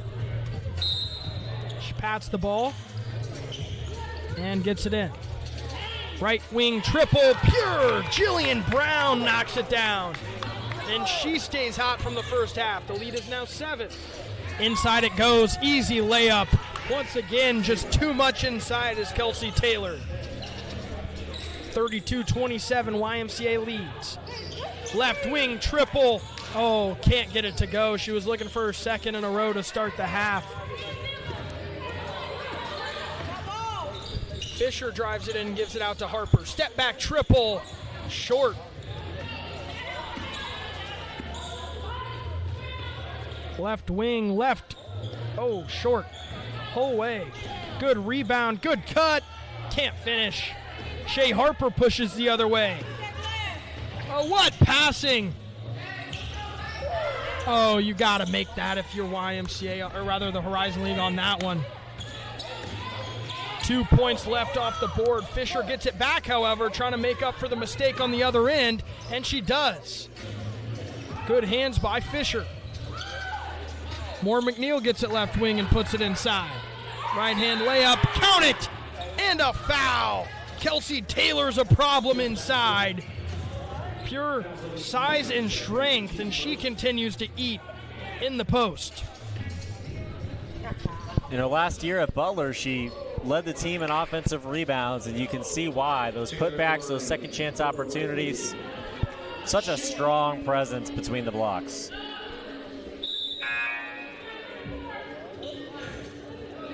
And it looks like Ursay YMCA maybe responding with a substitution.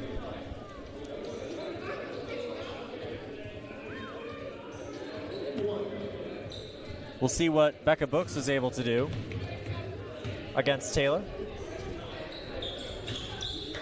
And the free throw is up and through for Taylor.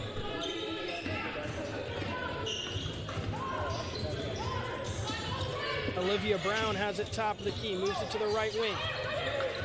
Now right corner. Jillian Brown drives baseline, and Chloe Moore McNeil will clean this one up for 2. She's not going to miss that layup. And that'll tie the game. All knotted up at 32. Gino between the legs 3 times, then moves it to the right wing. She's going to scoop it home for 2. Back and forth, easy opportunities at the rim. YMCA has themselves a 2-point lead with 6:40 to go. Fisher inside. My goodness, they have no answer for Kelsey Taylor inside.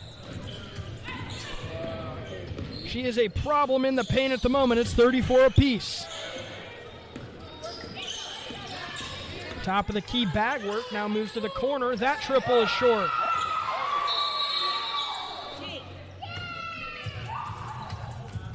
And Taylor, as we will take a quick break. That's right. We'll be back on the City League Live following this break.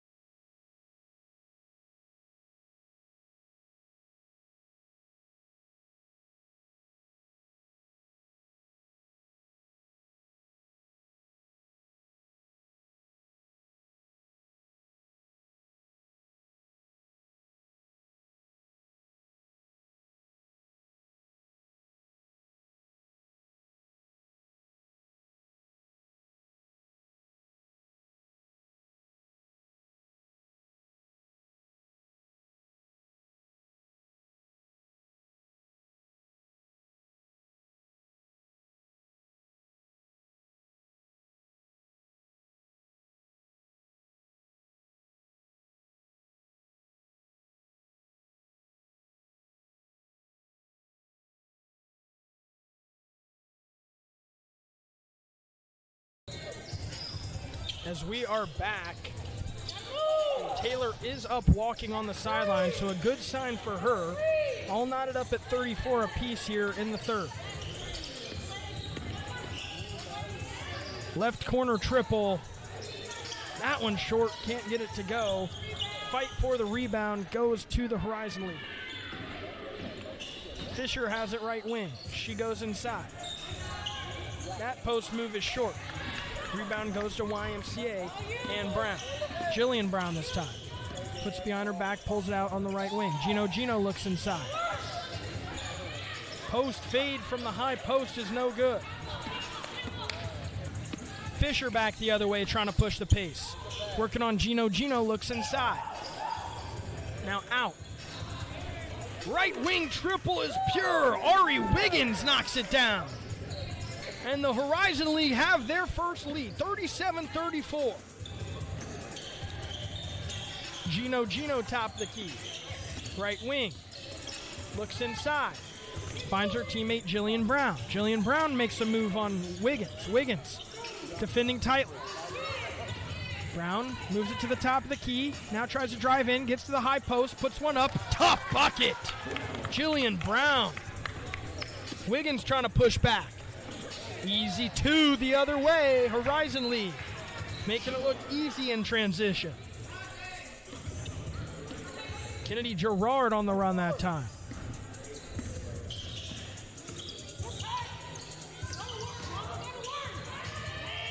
That jumper's pure. Jasmine McGee with a nifty high post fadeaway. YMCA with a couple of high post jump shots back to back, getting them to go. The YMCA sticking to Horizon League as Wiggins comes back the other way. Across the timeline, working on Moore. Moves it right wing. Harper drives in, turns around, floats it up, short. Rebound. Moore pushing the other way. Puts it behind her back, now gets to the free throw line. Nearly loses it. Gets it back. Swings it. Another mid-range jumper. That one's pure. McGee heating up. She's finding her mid-range shot. 40-30, YMCA regains the lead. Back the other way. That post hook is up and good. Gerard puts it in, and the lead changes once again. 41-40, Horizon League. Back and forth we go as we see some hops from the official. Fixing the net mid-play. Right, and there's a foul. As Shields gets to her right hand, she's strong with it, but she gets bumped and earns herself a pair of free throws from the line. 3 minutes and counting to go in the third, a 41-40 lead for the Horizon League. Absolutely, back and forth. We saw that brief blip with the injury there, but Taylor seems to be all right. She's working with the trainer in the corner. It certainly does not seem to be as scary as it at first looked. We'll see if she re-enters action, but for the moment, she seems to be at least not in excruciating pain. 1 for 2 from the line. It's all knotted up at 41 apiece. 2:30 to go in the third. Fisher has it left corner. She looks inside and finds her teammate. Nearly turned it over, but got it. Right hand hook shot is short and off the front iron. Gino pushes. She looks for her teammate left corner. She finds it. That triple's short. Rebound goes to a teammate, however. Good offensive board that time. Inside. Right back to the post and right back to the free throw line goes Sanaya Shields. Yeah, that's a good foul call right there, and we'll see if Shields can break the tie here at the line. About 2 minutes left in the third quarter. This game's going to go by quick. It has been already. This running clock really flips by fast. Before we know it, we'll have that Elam ending and a race to a target score between the reigning champions and kind of the new kids on the block. Shields cannot knock down the first, the second coming, however.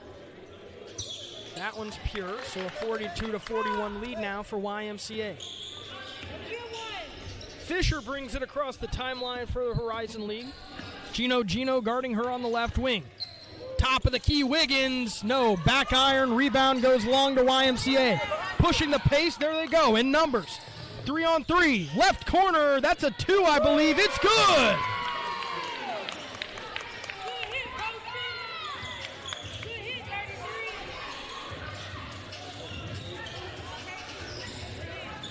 Now the Horizon League back. Wiggins right wing, moves it to the free throw line for a mid-range jump shot. That one's pure.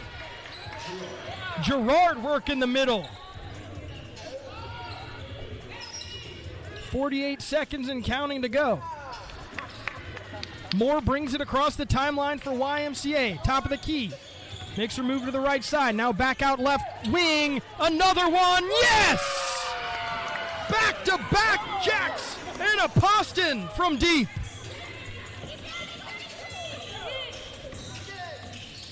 And a near steal. Will it be?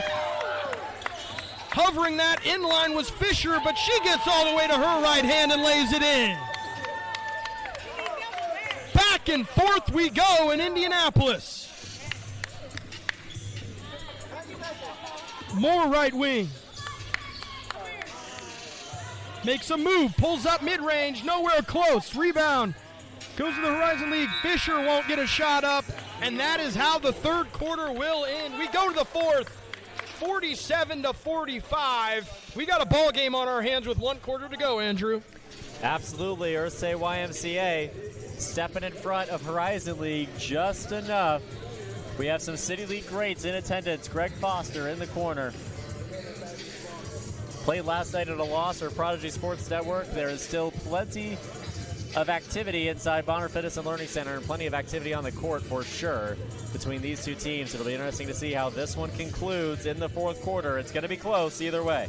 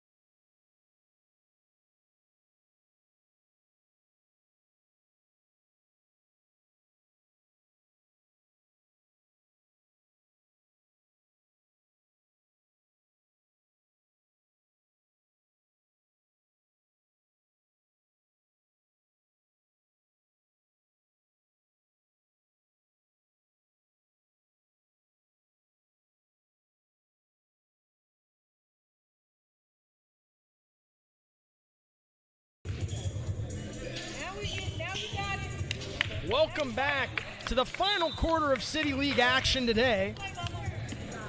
As taking it across the timeline is Shea Harper for the Horizon League. It's been a back and forth contest all day as Chloe Moore McNeil leaves that one short. She has not made as big of an impact as we would have thought coming into this one. As a reach-in foul that time. It will stay with purple.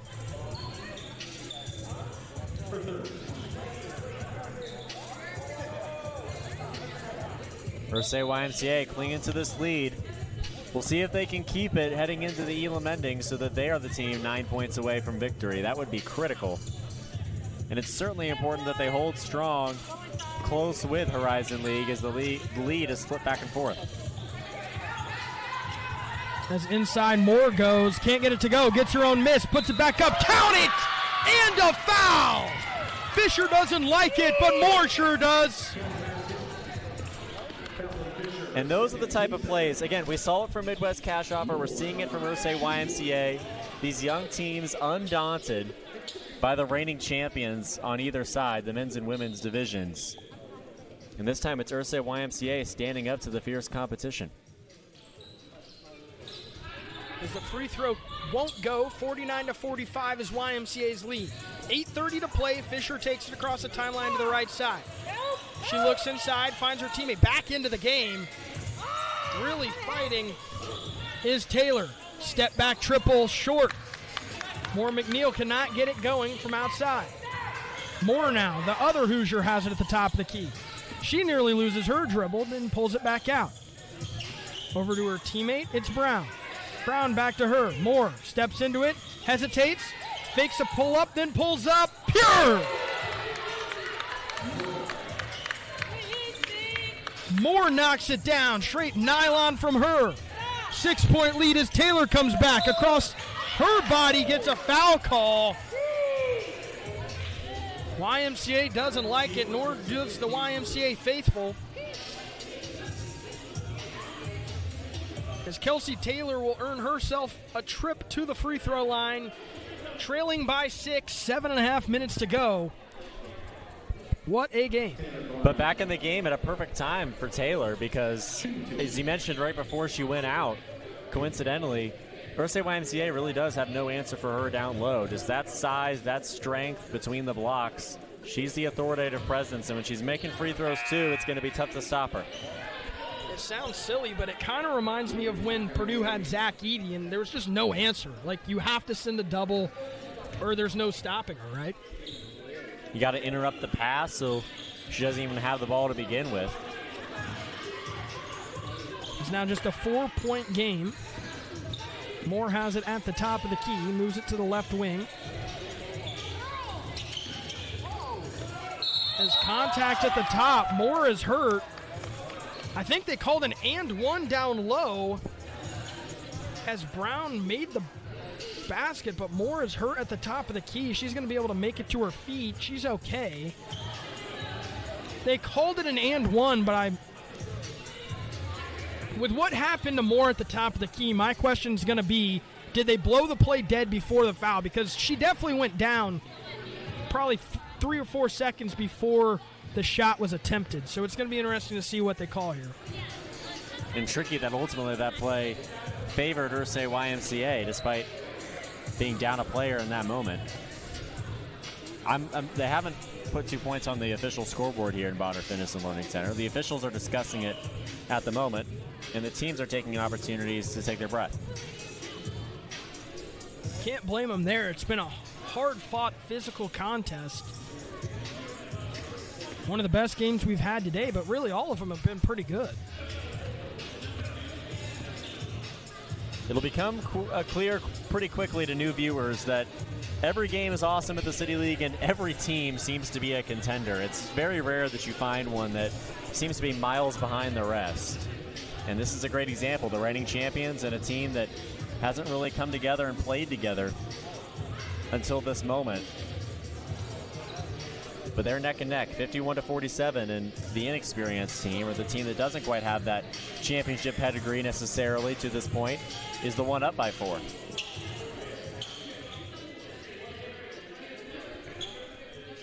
So it looks like they'll call it a foul and carry on with those 2 points added. They're going to give her the and one. So play went on, and they stopped it after the fact. Makes sense.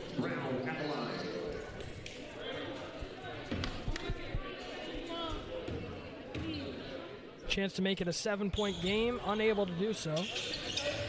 Moore McNeil has it now, pushing across the timeline, moves it over to Wiggins. Wiggins right wing.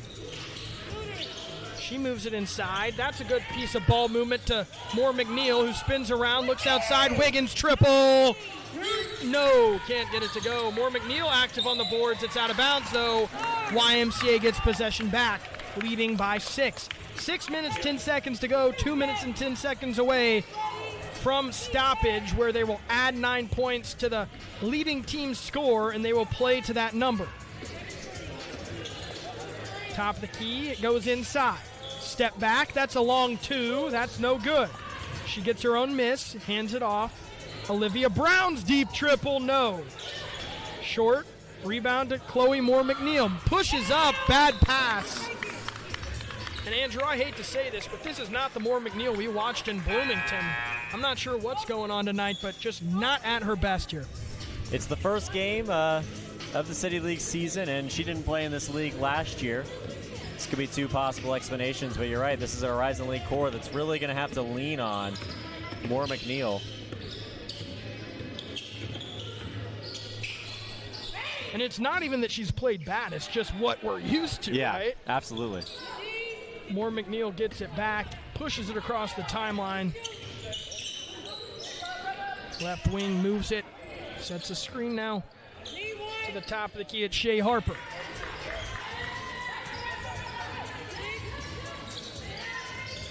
Harper inside. Good movement, fading away. That one's short. A bit of a push shot that time. And unable to get it to go was Gerard. 4:35 to go. So now most likely a possession for each side before the break. YMCA moves it right wing. Jillian Brown drives in. 2 feet in the paint, puts it up. She's fouled. Great take from Jillian Brown and a huge bucket to where now if they put 2 free throws on, let this clock wind down, it limits the Horizon League from getting a possession. Absolutely. It's critical that the Horizon League cuts into this lead before the target score hits the board. Kind of some free buckets because the clock doesn't matter in just mere moments. But you're right, it's not going to happen. They're not going to have the opportunity.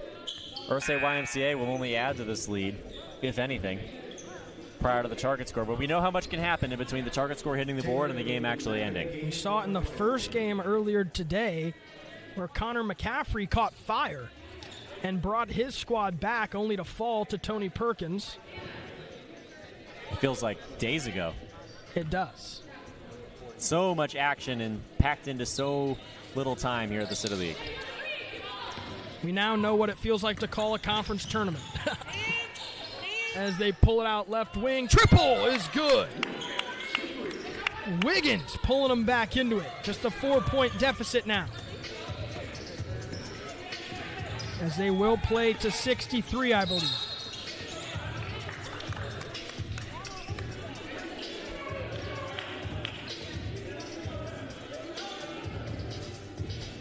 We'll see if this is the dead ball. It should be the dead ball that puts the target score on the board. And you're right, 63 will be the number.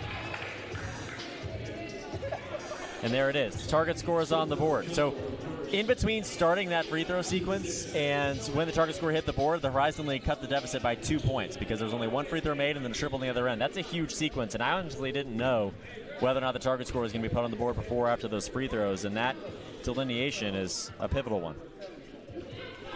That's a big miss as well. Trying to get it out to a 6-point lead and get it to 7 points. Now a make here makes it 8 more to win. Ursay YMCA has been in control, but there's a point where you have to remember that missed free throws like that are not going to help the effort against a defending champion. Play is blown dead. Not sure what the call was there. Good offensive rebound, though, by YMCA to get possession back.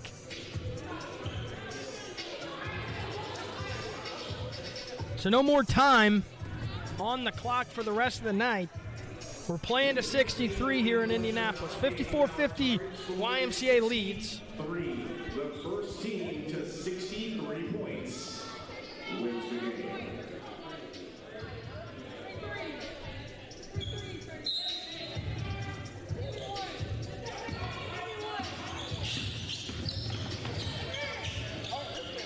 Top of the key, pump fake, gets inside, right-hand floater, can't get it to go. That one's tipped out of bounds. It's going to stay with YMCA. That one was a little bit of a 50-50 call. Tough judge for the official. We saw 2 missed free throws, nearly a turnover. We'll see if Ursay YMCA can get points on this trip. Olivia Brown inbounds it, now to the top of the key it goes. Spin move, turnaround, jumper, oh my goodness! Jasmine McGee with a tough bucket. Fisher inside. Taylor puts it up and in. Jasmine McGee has got it going in the mid-range for YMCA tonight. Right corner three. She's hot as well. Fix the net for her. Anna Poston lighting it up from downtown. 4 points away is YMCA. Taylor tries to will him back but can't make it. Jillian Brown the other way. One more time for Poston. No. Fisher pushing the other way. Left wing. Hezzy moves it back out. Gets fouled and they call it. But how about that sequence from Ursay YMCA? 59-52 the score now. They're 2 buckets away. Seemed like Horizon League was in range to just lurk and then surge ahead when it matters most, but Ursay YMCA not going to let it happen. They look like the reigning champions. They look like that disciplined, experienced team in this moment that can take control of a victory. Yeah, as Olivia Brown checks out, Gino back in, trying to give them that last 4-point surge to get them this big dub. As the inbound is to Wiggins. Wiggins left wing gives it off to her teammate. Inside to Taylor. Taylor working inside. Finally back out. Harper pump fakes, and she's fouled. They'll call it on the floor. There's some disagreement. Shea Harper gives a wink to the crowd. And that's not just anybody in the crowd, Andrew. It's Leland Walker. It may or may not be Leland Walker. Who is slowly but surely, or perhaps swiftly and suddenly, becoming a City League legend. He is a City League legend in my eyes already. More McNeil's right wing triple. Yes! What a time to find it from deep.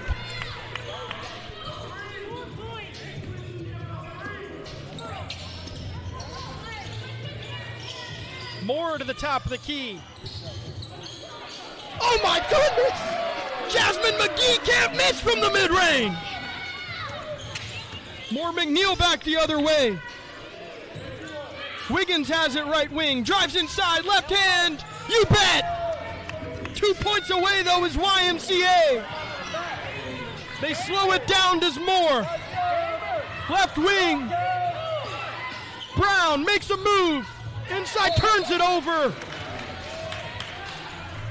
Horizon League isn't done yet.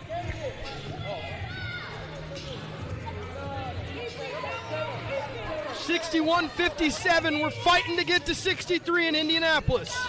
Shea Harper brings it across half court. Gino Jenner defending her tightly. Brings it to the right wing. Now turns back around. Loses it off her knee. Tries to get it back. It should be off Gino, and it is. Great defense, though, by Angel Gino. Nearly able to turn her over on that drive. Shea Harper able to knock it off of Gino's leg, so now it'll stay with the Horizon League. Moore McNeil relocates. Can't get it to go. A good look for the former Hoosier as Brown pushes the other way. Loses possession. Moore McNeil goes the other way. Wiggins spots up. No good. McNeil can't get the board. They push the other way. Numbers. It's over. And Ursay YMCA knocks off the reigning champs of the Horizon League. Sanayaka Shields puts them away on a leak-out fast break opportunity. But Andrew, Horizon League, it was Wiggins. It was Moore McNeil, 2 open looks to try to get it to a one-possession game where one shot ended things, and they just couldn't capitalize. YMCA runs away with it in a game they led most of the game, and they dominated almost all of it.